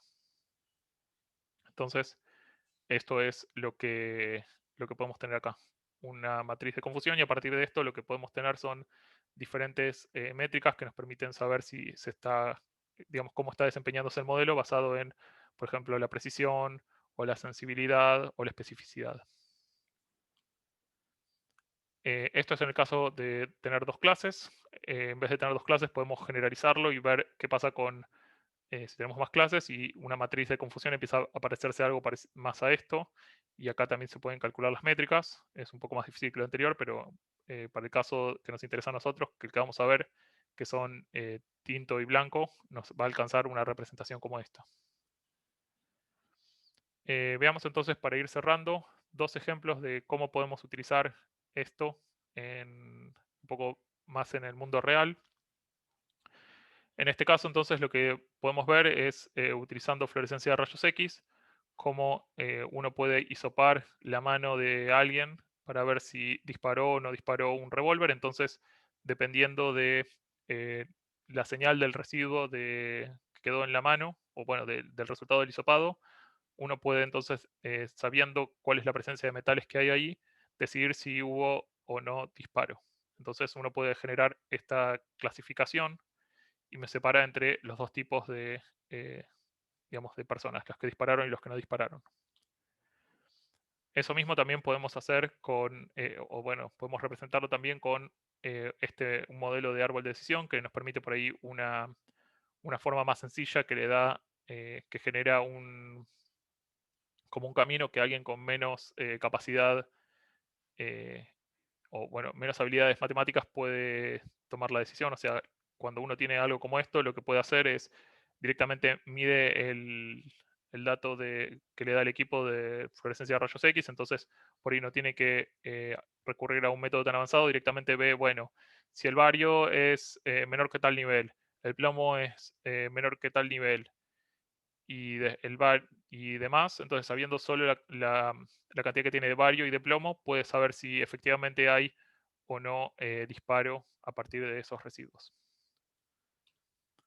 Este mismo tipo de metodología se puede usar, por ejemplo, en metabolómica, donde uno lo que tiene son muestras bastante complejas, que pueden ser en general son de seres humanos, y lo que uno hace es, le aplica técnicas de masa, de RMN, entonces eso me da justamente como señales sumamente complejas, y la idea es tratar de, entre toda esta masa de señales complejas, reconocer algunos analitos específicos que me parezcan interesantes y tratar de conectar eso con por ahí alguna patología que está viendo o encontrar alguna correlación entre, por ejemplo, una enfermedad y un patrón en algún análisis. No sé, por ejemplo, encontrar algún metabolito que haya en el aliento que permita relacionarlo con alguna enfermedad preexistente en el paciente. Y también este tipo de métodos se pueden, por ejemplo, usar para análisis de control de calidad o de saber efectivamente si un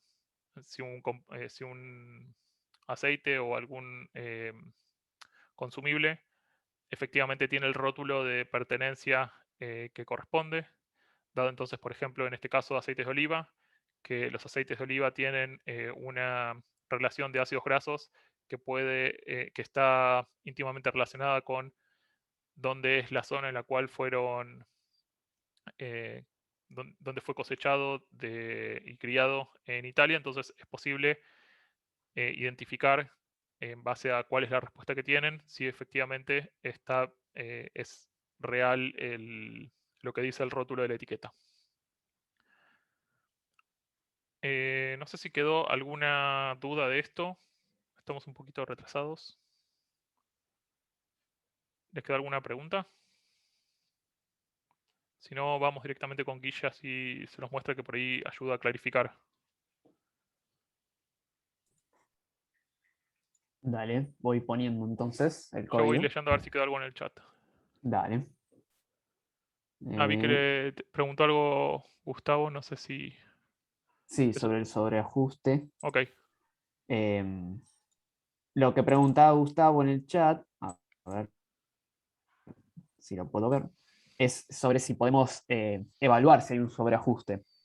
Y bueno, sí, justamente ahora lo que vamos a ver con este código es cómo evaluarlo, que es medio lo que estaba hablando Diego de separar los datos de testeo de los datos de entrenamiento. Así que sí, exactamente eso. Ahora un poquito respondí en el chat, pero ahora lo vamos a ver bien. Pero bueno, empiezo. ¿Se ve bien? ¿Se escucha bien todo, no? Sí, todo. Sí. Buenísimo.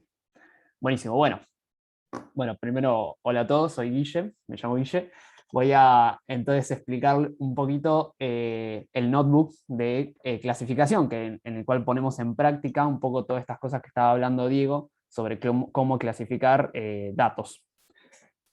En nuestro caso vamos a intentar hacer diferentes clasificaciones de nuestro dataset de vinos, que es el que estuvimos usando en las otras notebooks, en los otros códigos. Vamos a ver si podemos usar algoritmos. En principio vamos a usar medios cosas clásicas, las cosas más simples posibles para clasificar nuestros vinos, y después vamos a complejizar un poco el tema y usar algoritmos de machine learning, de librerías que usan aprendizaje automático. Así que bien, vamos a probar un poquito todas estas cosas. En principio, como recién dije, vamos a empezar haciendo una clasificación lo más simple posible. Como siempre, lo primero que vamos a hacer es importar nuestras librerías, ¿no? Importar los datasets de libros de vinos que tenemos. Vamos a importar dos. Uno que vamos a llamar, perdón si voy medio rápido en la parte del código, me voy a concentrar más en la parte de la idea de lo que queremos hacer, pero si tienen alguna duda del código, obviamente me pueden interrumpir y preguntar. Lo primero que hacemos, bueno, como dije, es importar las librerías, importar las bases de datos, o sea, los datasets de los vinos.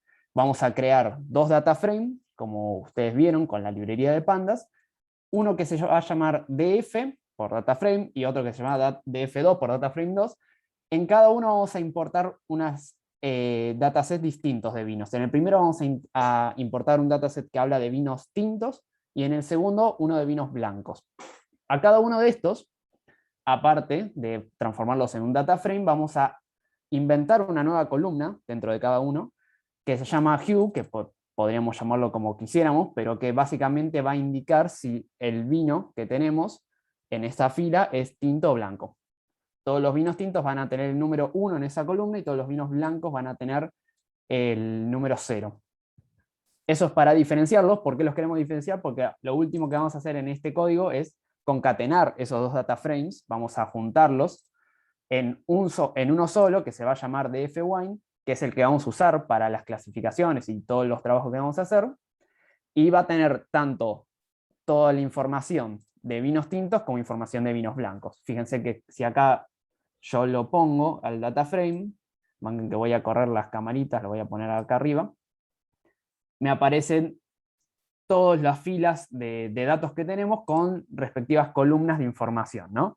Para cada vino, estas son cosas que ustedes ya vieron, ¿no? Pero tenemos la acidez, la volatilidad, un montón de información.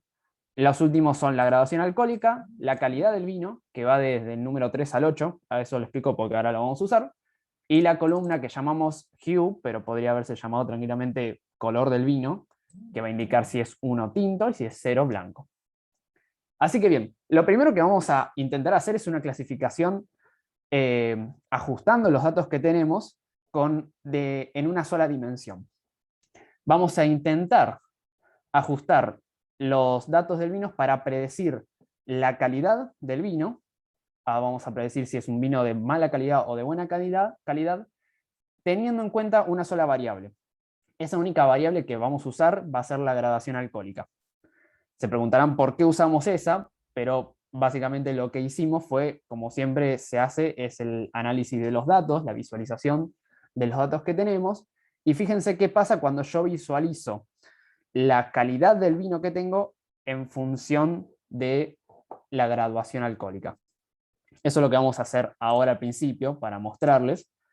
En este código lo que hago yo es hacer un nuevo data frame, que es el mismo que tenemos antes, pero filtrando algunas cosas. Vamos a filtrar, o sea, no vamos a tener en cuenta todos los vinos que tengan calidades intermedias, y vamos a dejar en este último data frame solamente los vinos que tengan calidad o muy buena o muy mala. La mejor calidad que tenemos es la que se llama calidad 8 y la peor es la calidad 3. Entonces nos vamos a quedar solamente con esos dos vinos para poder diferenciar solamente entre muy buenos o muy malos. Y además nos vamos a quedar con dos columnas de las que tenemos al principio. La de la información que vamos a usar para predecir la calidad, que va a ser la graduación alcohólica, y la calidad, que es lo que queremos predecir. Fíjense qué pasa cuando yo grafico ahora en este data frame, que no tiene nada más que alcohol y calidad, justamente eso, la calidad del vino en función del alcohol o de la graduación alcohólica. Acá hay dos líneas de código que lo único que hacen es cambiarle el nombre. En vez de calidad 3 ahora se llama calidad 0 y en vez de calidad 8 se llama calidad 1 para verlo mejor en el gráfico. Y los grafico. Fíjense lo que tengo. Tengo los datos de calidad en función del alcohol. Ustedes se dan cuenta que yo podría utilizar ahora entonces la graduación alcohólica para predecir la calidad. ¿Ustedes qué pensarían de eso? Tipo, ¿es posible o no me creen? Yo podría decir, el alcohol tiene tanta graduación alcohólica, entonces tiene tal calidad. ¿Es bueno o malo? O sea, observando este gráfico. Creo que se pudiera decir, después de cierto grado, por ejemplo, después de 11, sabemos que todo es bueno. Mientras que de 11 para abajo hay cierta confusión, ya como que hay ciertos datos mezclados. Puedo decir cuáles son buenos a partir de 11, pero de ahí para abajo creo que no puedo decir nada. Excepto Claro. por de 9 hacia abajo, que de 9 hacia abajo solamente hay alcoholes malo. Pero en el rango de 9 a 11 yo diría que no puedo decir mucho. Claro, hay un rango en la mitad de las calidades, entre 10 y 11 más o menos, en el cual es un poco dudoso, pero si nos vamos a los extremos, sí podríamos diferenciarlo bastante bien. O sea, la mayor probabilidad de que si tengo un vino de gradación 13 de alcohol, la mayor probabilidad es que sea de calidad buena, calidad 1. Fíjense que acá lo que podemos hacer es hacer como hacíamos antes en el Excel, intentar ajustar una función dentro de este gráfico que me pueda interpretar estos datos. La función que vamos a intentar ajustar, que nos va a servir para predecir datos de la forma clásica, es la de la regresión logística, que es una que recién habló Diego, que tiene una forma de S, una forma sigmoidea, y fíjense que yo podría ajustarla y que me quede una función de este estilo. Que cuando tenga alcoholes de mayor graduación alcohólica, esté sobre calidad buena, y que si tengo alcoholes de graduación baja, esté sobre la calidad mala. Y en el medio está medio por la mitad, está como que va variando un poquito porque justamente hay un grado de incertidumbre ahí. Por ahora todo lo que estamos haciendo, quiero recordar que es una cosa media como la que podemos hacer en el Excel, ¿no? Podemos ajustar una función lineal. Si esto tuviera una forma así lineal, podríamos tranquilamente ajustar por cuadrados mínimos una función lineal. Acá vamos a hacer exactamente lo mismo que eso. Sobre el gráfico, y usando la función de la librería de Seaborn, que es una librería que ya usaron, vamos a ajustar esta regresión logística, esta función sigmoidea. Y vamos a ver que me la dibuje, y sobre esta función yo podría predecir sobre vinos nuevos. Fíjense que, bueno, lo que hago para eso es elegir cuál es la X, o sea, la variable predictora, que va a ser el alcohol, y el Y, que sería la variable que yo quiero predecir. Y lo gráfico. Lo gráfico por cuadrados mínimos me da esta función sigmoidea. Buenísimo. Yo ya podría usar esta función o los coeficientes de esta función para predecir nuevos vinos, para predecir la calidad de nuevos vinos según su alcohol. Hasta ahí va bien. Por ahora no hicimos nada nuevo. Ahora lo que vamos a intentar hacer es exactamente lo mismo, pero usando la librería de scikit-learn, que usa algoritmos de aprendizaje automático, justamente para hacer esto mismo. ¿Por ahora va todo bien? Disculpen si estoy yendo medio rápido, no estoy viendo el chat. Claro, ahí está. Hay bastante solapamiento entre las líneas. ¿Podría ser aceptable? Sí. Obviamente que, bueno, vamos a tener una parte media de incertidumbre acá, como dijimos, entre 11 y 10. Pero sí, la idea es hacerlo lo mejor posible, sin hacer un sobreajuste, ¿no? Un sobreajuste sería tener una línea que hiciera así y después subiera y después bajara. Pero bueno. Vamos a intentar hacer esto mismo con la librería de scikit-learn, que vamos a seguir una serie de pasos para hacer un modelo que ajuste nuestros datos, exactamente igual que lo ajustamos con la función, según una regresión logística también, y que ese modelo ajustado nos sirva para, como la función, predecir nuevas calidades de vinos según su alcohol. Ahora esta serie de pasos que vamos a seguir, que esto es lo más importante de toda esta parte del código, son series de pasos que vamos a tener que seguir siempre que querramos hacer un modelo con aprendizaje automático. Este es un ejemplo particular. Usamos un modelo basado en esta regresión logística, pero en realidad los pasos que vamos a seguir se tienen que hacer casi de la misma manera en todos los casos. Use regresión logística o use otros algoritmos de aprendizaje automático. Entonces, bueno, lo que se deberían llevar de esta parte es justamente eso, los pasitos que estamos haciendo. Así que bien, lo primero que vamos a hacer es, desde la librería esta, importar nuestra función, que se va a llamar Logistic Regression porque lo que vamos a hacer es una regresión logística.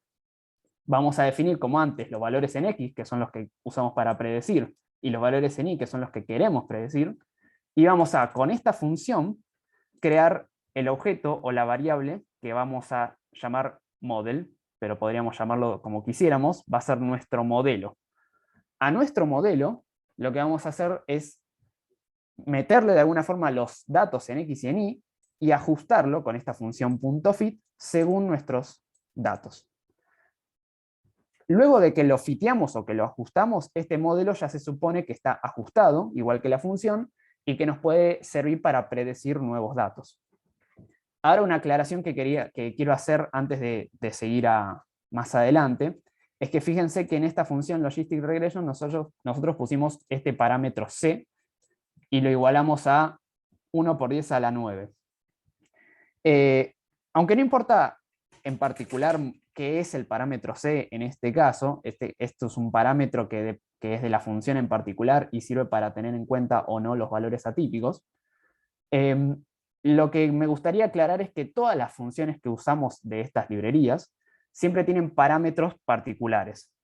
Esta Logistic Regression tiene este parámetro C, pero cualquier función que ustedes quieran hacer, que quieran usar para hacer un modelo, siempre va a tener sus propios parámetros, y es importante que siempre, antes de usarlas, averigüen cuáles son esos parámetros, para entender cómo funciona cada una de estas funciones, y averiguar qué valores ponerle a esos parámetros para que funcione mejor en el caso que los quieran usar. O sea, para que el modelo ajuste de la mejor forma, por ejemplo, sin hacer un sobreajuste, según los datos o el dataset que ustedes tengan.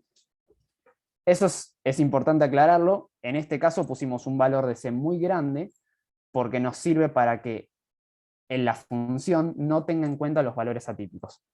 Eso lo pudimos decidir. Ay, ¿se me está trabando? Perdón. Yo te escuchaba bien. No, está bien. Ah, bueno, está bien. Se me trabó la cámara y pensé que se me había trabado. Disculpen. Este valor C, como lo pusimos muy grande, nos sirve para justamente no tener en cuenta valores atípicos, pero porque nosotros decidimos usar eso, porque nosotros conocemos nuestros datos y sabemos que sin tenerlos en cuenta, estos valores atípicos, el modelo nos va a funcionar bien. Pero obviamente depende de cada caso. Ahí terminó la aclaración. Luego de ajustar los datos con los valores en X y en Y, lo que podemos hacer es directamente graficarlos con los datos reales. O sea, vamos a hacer el gráfico de los datos que teníamos antes. No copié esto. Ahí está. Ahí está, lo estoy corriendo. Y vamos a graficar la función ajustada que obtenemos del modelo con los datos reales de nuestra tabla. Y fíjense que se ajusta prácticamente igual que lo que habíamos hecho antes. O sea que también obtuvimos un modelo que ajustara una función sigmoidea sobre nuestros datos y que también podemos usar para predecir nuevas calidades. Eso lo hicimos ahora usando otra librería. Ahora, en principio hicimos exactamente lo mismo que antes, ¿no? Pareciera como que no nos cambió nada.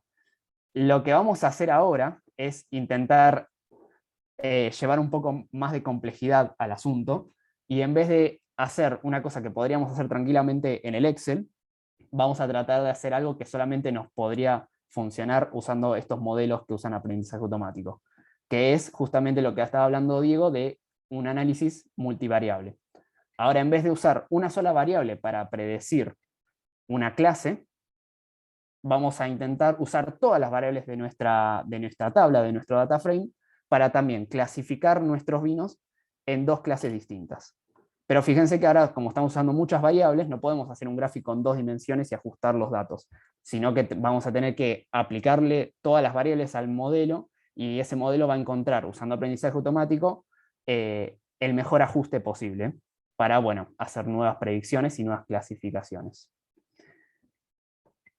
¿Hasta ahora va todo bien? Voy parando cada tanto para preguntar si no se perdieron. Sí. Genial. Bien. Entonces vamos a intentar hacer eso, que es lo más divertido que podemos hacer, ¿no? con estas cosas.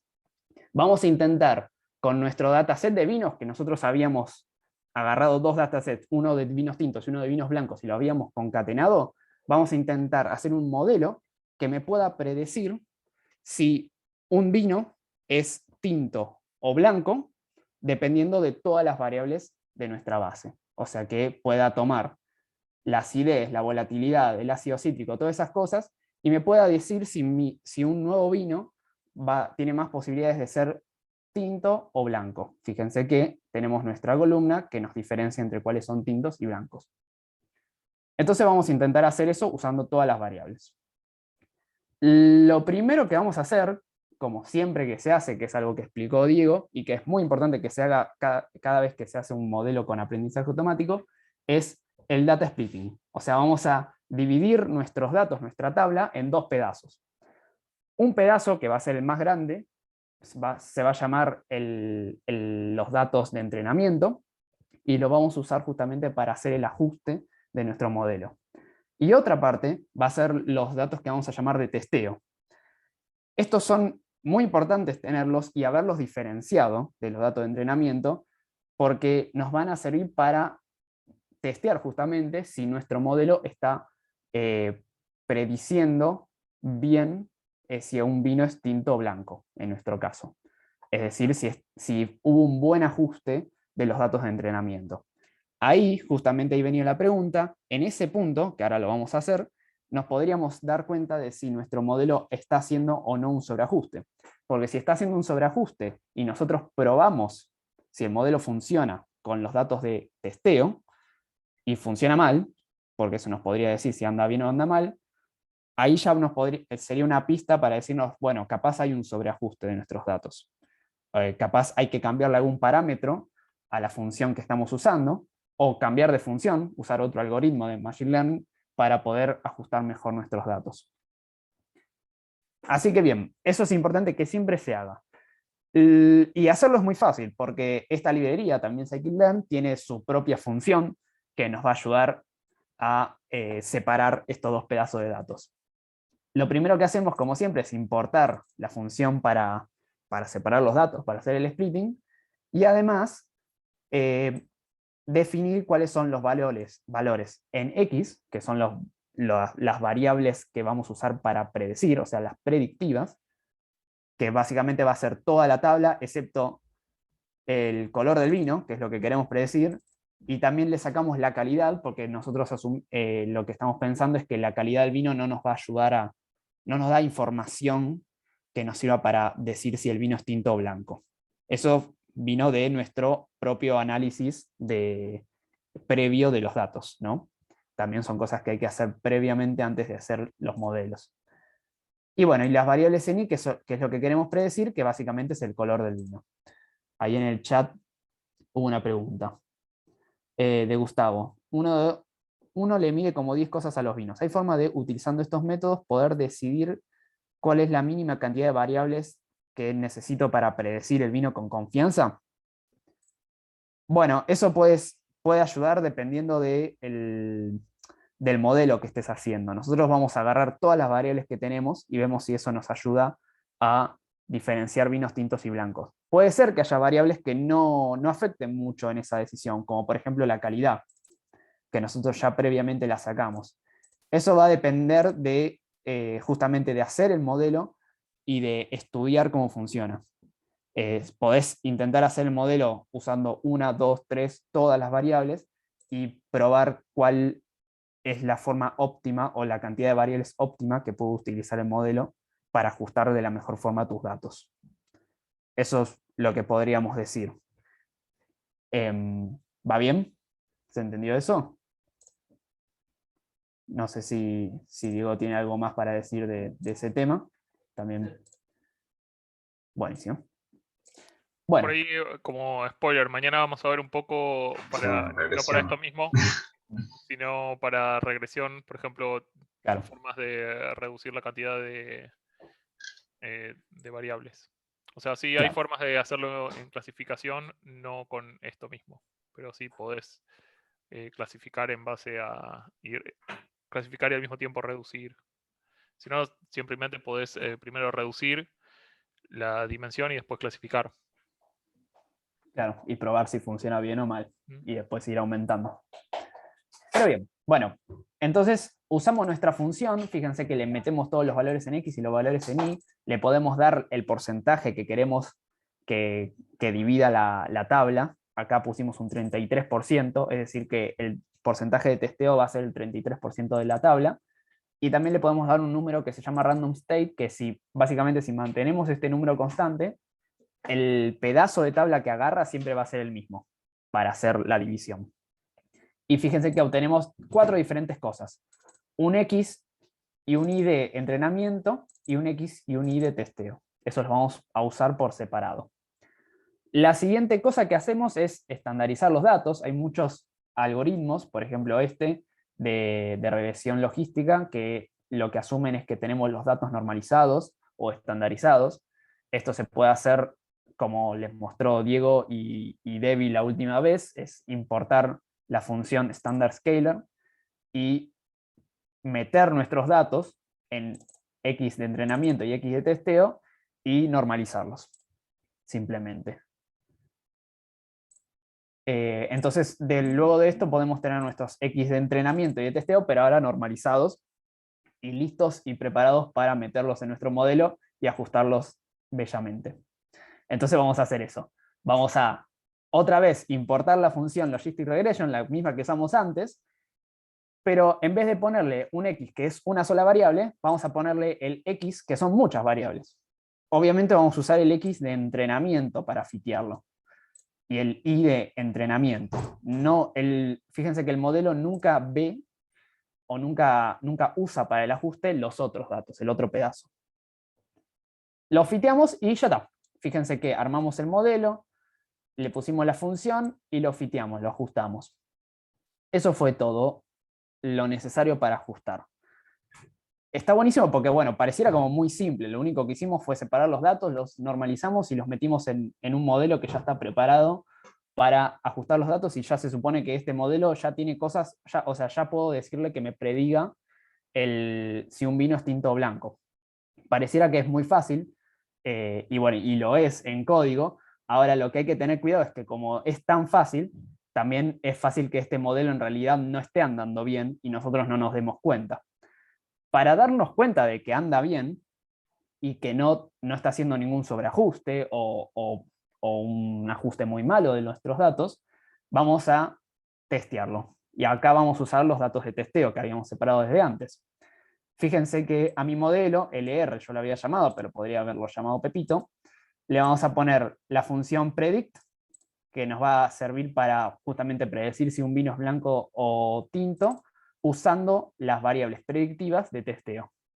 Y acá, bueno, definí unas variables NI predichas.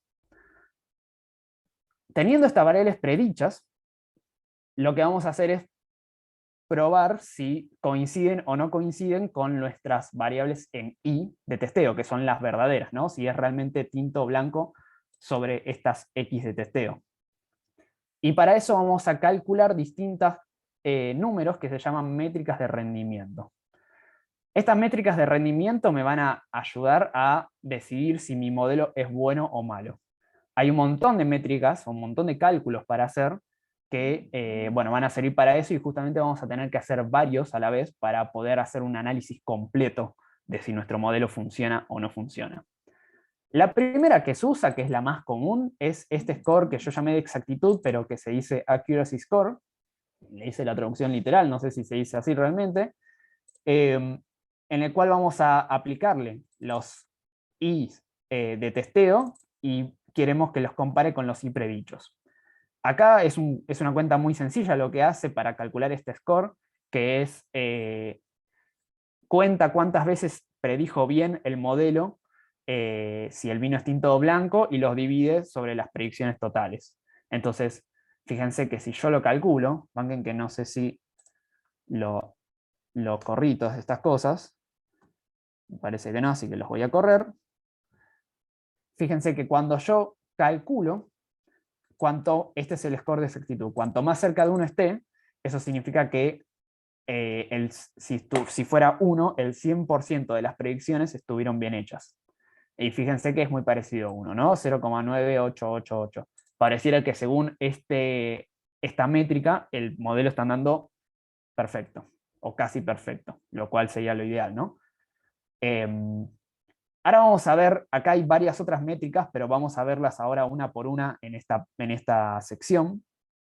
Pero hay muchas métricas para usar, y generalmente hay que usar varias a la vez para hacer un reporte bueno de qué tan bien funciona el modelo. Fíjense acá lo que estamos haciendo. Vamos a calcular este mismo score, el de exactitud, y vamos a meterle, esto es otra función que calcula exactamente lo mismo. Vamos a meterle los datos de entrenamiento y los datos de testeo, y vamos a calcular dos scores distintos. Uno que es calculado con los datos de entrenamiento y otro calculado con los datos de testeo. Y fíjense que nos da uno 0,995 y otro 0,989. Yo les podría preguntar, ¿cuál de estos dos scores o métricas calculadas es la que a mí me puede servir para definir si mi modelo es bueno o malo? Porque hay una que me va a servir y otra que no,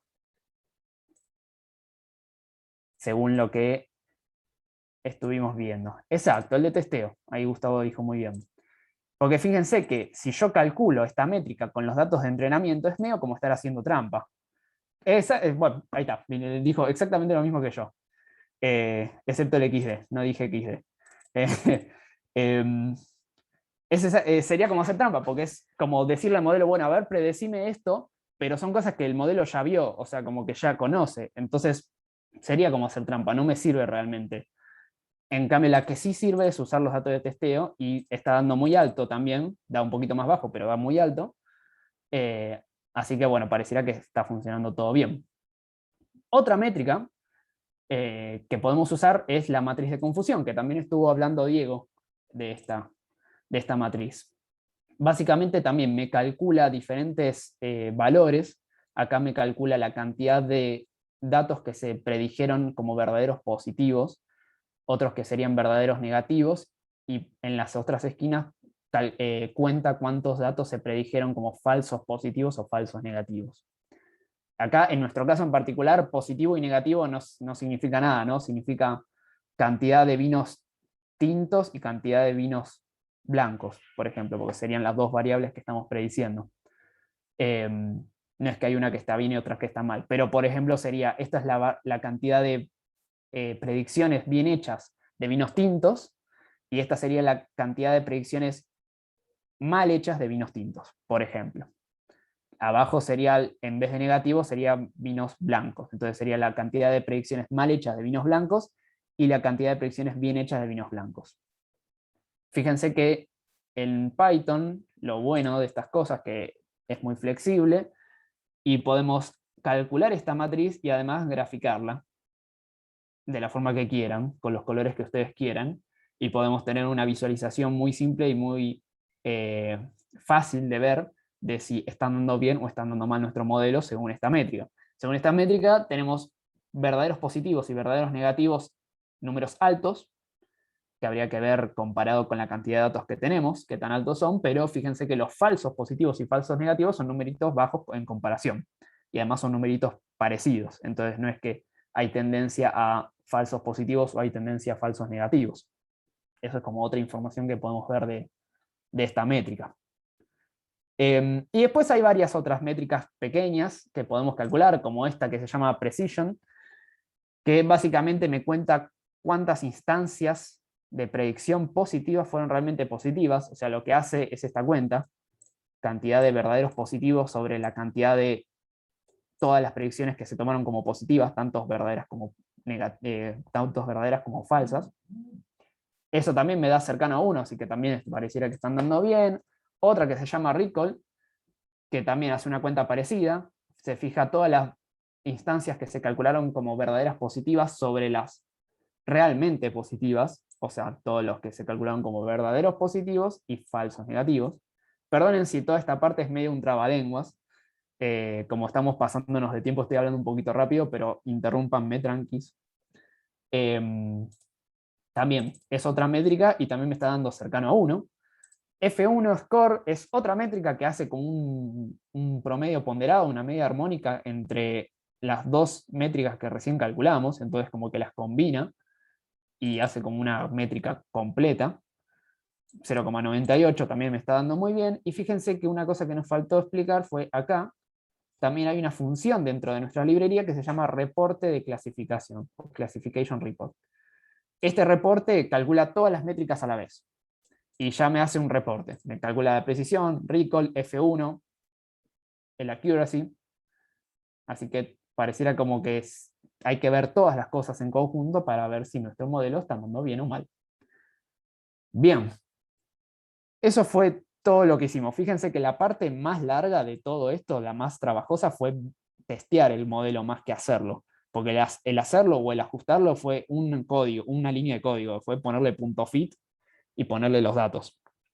La parte que lleva más tiempo y más explicación es toda la parte de si funciona bien el modelo y cómo cambiar sus parámetros para que funcione mejor, por ejemplo.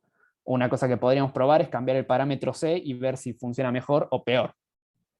Otra cosa que podríamos hacer también es cambiar de algoritmo. En vez de usar una regresión logística, podríamos hacer otros algoritmos como este, que se llama árbol de decisión, que es uno también muy utilizado en Machine Learning,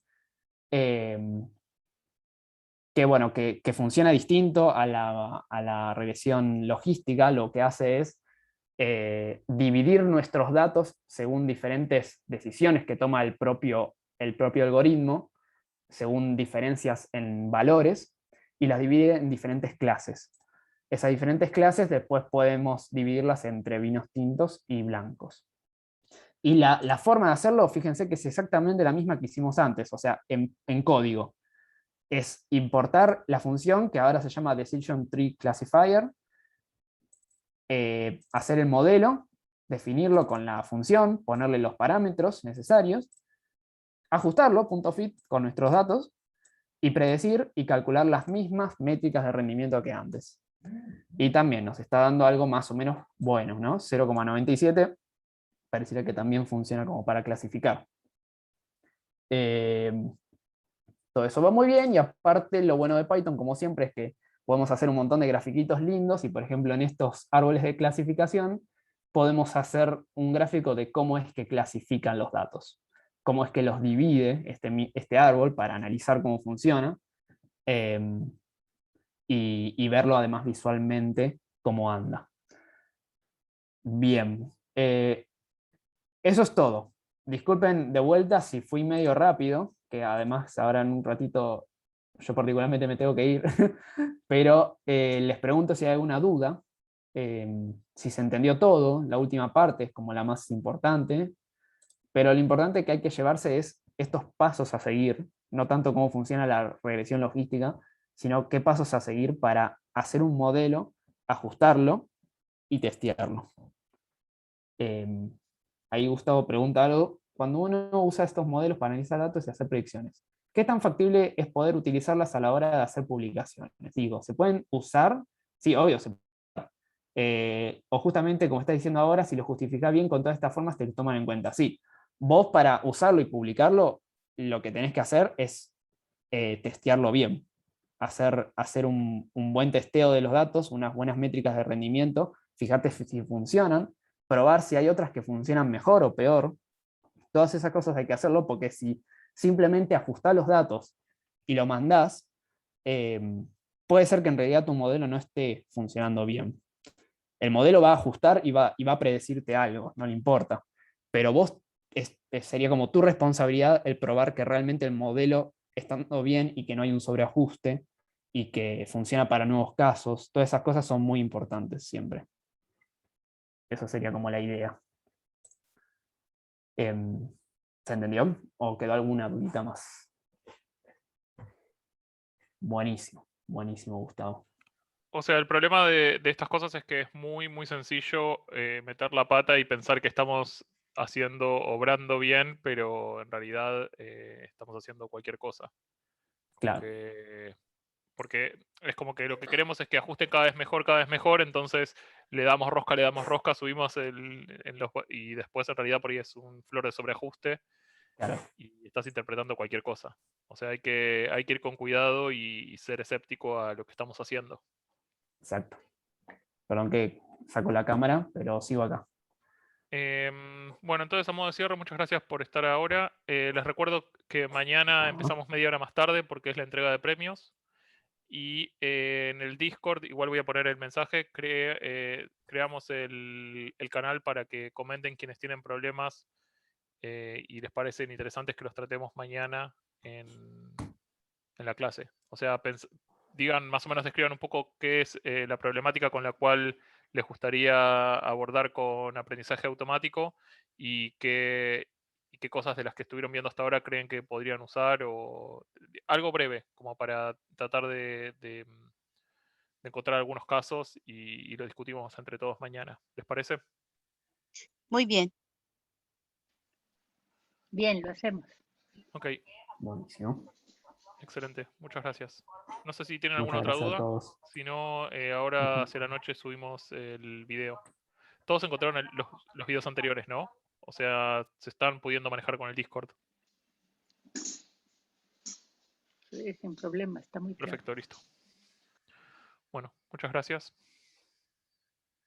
Muchísimas gracias a todos. Nos vemos mañana. Gracias, buenas tardes. Hasta luego.